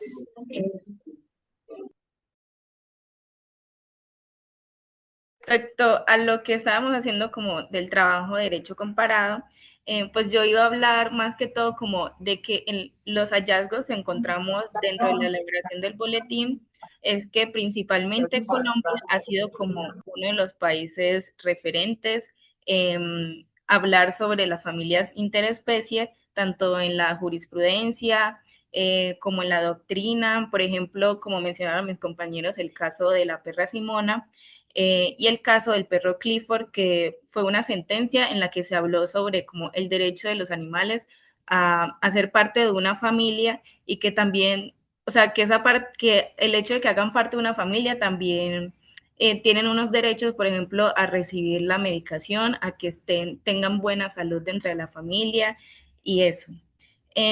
Dentro de la región de Latinoamérica, ya más relacionado como a la relación y ese vínculo interespecie entre los animales, que al final como que medio lo mencioné, sobre Ecuador, de que es la sentencia de la mona estrellita, que básicamente como en resumen fue un caso de una mona que vivió como 18 años dentro de una familia.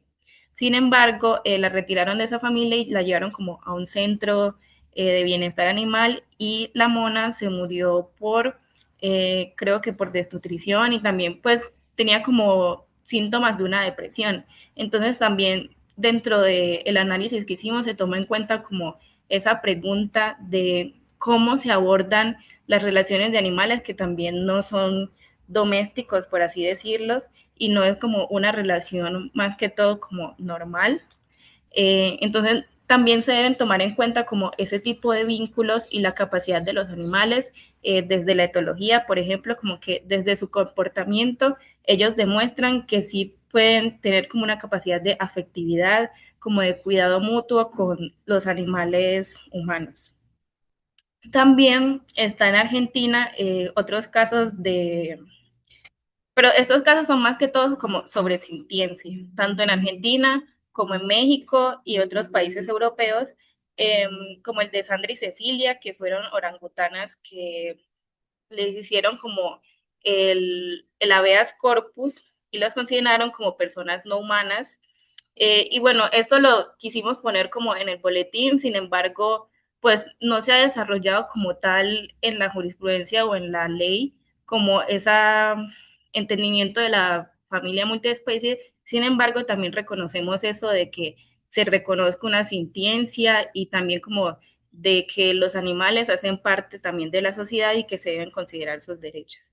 En México también se reconocieron como seres sintientes. En España y en Suiza hubo como una de cosificación e inembargabilidad de los animales, porque se determinó que los animales no son cosas, y eso también se puede relacionar, por ejemplo, con la sentencia que hubo aquí en Colombia de la perra Simona, que los animales no son bienes y que también al hacer parte de una familia y la separación de una familia también implica de que se tomen en cuenta como esos vínculos. Y por último estaría como Estados Unidos, que tampoco tiene como una regulación tan amplia, sin embargo, cuentan con los Uniform Trust Code, que son como pet trust, que son fideicomisos para los animales. Entonces también como desde el área de familia también se hace como esa relación como en el ámbito de sucesiones, por ejemplo. Entonces también puede ser interesante ese tema. Muchísimas gracias. No A sé ti. si hay más preguntas, comentarios. Tenemos unos minuticos para...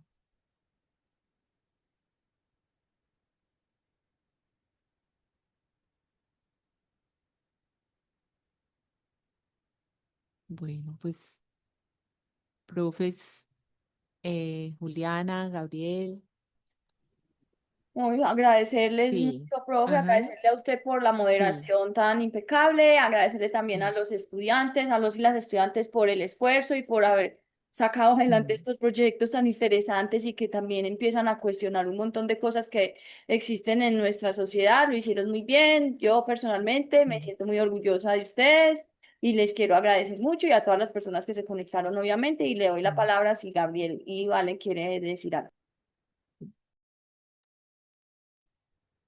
No, por De mi mi parte, parte, lo... agradecerles. Dale, dale, Dale, vale. Gabriel. Dale tú.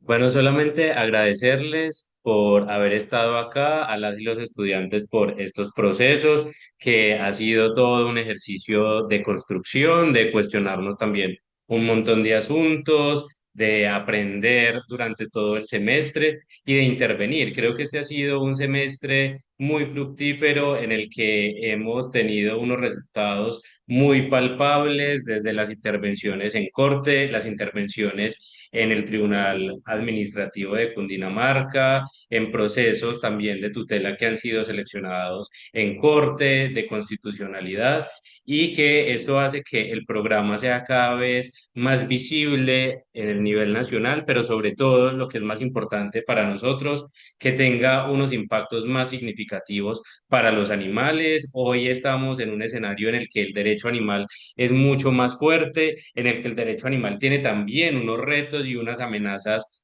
más grandes conforme van avanzando el reconocimiento de las garantías de los animales. También hay una mayor oleada antiderechos de los animales, unas mayores respuestas de resistencia, y para eso estamos como programa, para que junto con los y las estudiantes, pues tengamos la capacidad y la fortaleza para intervenir en esas transformaciones en favor de los animales. Entonces, agradecer por estas nuevas jornadas de derecho animal, por los y las estudiantes que han hecho su esfuerzo, también por todas las personas que se han conectado, que todo el tiempo quieren actualizarse en estas temáticas, e invitarles para nuestras próximas jornadas de derecho animal, para que estén muy pendientes en las redes de la Facultad de Derecho, que les vamos a estar informando. Y estas jornadas que vienen al fin de año van a estar recargadísimas, van a estar transformadas también de muchas maneras, porque justamente será la oportunidad para celebrar los 20 años de este programa sociojurídico de protección jurídica a los animales, un espacio pionero en el país y que ya con 2 décadas pues será mucho lo que tendremos por contarles. Muchas gracias nuevamente a todos y a todas, a la profe Gloria por esta excelente moderación. Profe Valentina, ¿querías intervenir? Muchas gracias, profe Gloria, también por este espacio, por la moderación. Yo quería, al igual que los otros dos profes, felicitar a los estudiantes. Me parece que hicieron un excelente trabajo, que estos temas, la verdad, lastimosamente todavía no se hablan tanto. Me encantaría que ellos pues siguieran divulgando todo lo que han aprendido, porque pues finalmente son parte de quienes van a seguir en la construcción de este país y de estas normas el día de mañana. Entonces, qué rico que estos temas se sigan hablando, que lo que aprendieron acá todo lo que hicieron durante este semestre se siga viendo reflejado en el futuro. Seguramente hay muchas cosas en las que cada uno puede aportar y, y pues realmente me siento demasiado orgullosa porque yo pues como persona vegana que soy y también como abogada estoy encontrando ese punto donde se pueden conciliar estas dos cosas por las que siento tanta pasión y me encanta que los estudiantes de derecho estén aprendiendo estas cosas, que haya gente interesada en escuchar, que cada vez más las normas vayan progresando en ese sentido y pues esa es la idea, que sigamos, yo prefiero usar la palabra evolucionando porque en la medida que nosotros como especie humana vamos inventando y avanzando en ciertos aspectos, deberíamos también incluir a lo que nos rodea y los animales pues son parte de eso. Entonces, qué bueno y qué importante que haya gente interesada en discutir estos temas y que se estén hablando en el mundo de lo jurídico, porque me parece extremadamente importante que así sea. Entonces, nada, muchísimas gracias a todos, a los estudiantes por sus presentaciones y pues por su participación y a la gente que se conectó y hizo sus preguntas también. Bueno, pues sí, muchas felicitaciones a las y los estudiantes, las profes, el profe Gabriel por este espacio tan bonito. Aprendí mucho. Yo, digamos, no me he acercado mucho a temas de derecho animal, salvo en las colaboraciones esporádicas que para asuntos más bien formales de constitucionalidad he tenido con ustedes y siempre que me acerco aprendo y me llevo muchas preguntas, muchas reflexiones éticas y teóricas que yo creo que uno de los aportes importantes, además de avanzar en el cuidado y protección animal, es que ustedes están como eh, rompiendo o haciendo avanzar las fronteras también del conocimiento jurídico de una manera muy importante. Muchas gracias y entonces hasta la próxima. Las próximas jornadas nos volveremos a encontrar. Hasta luego.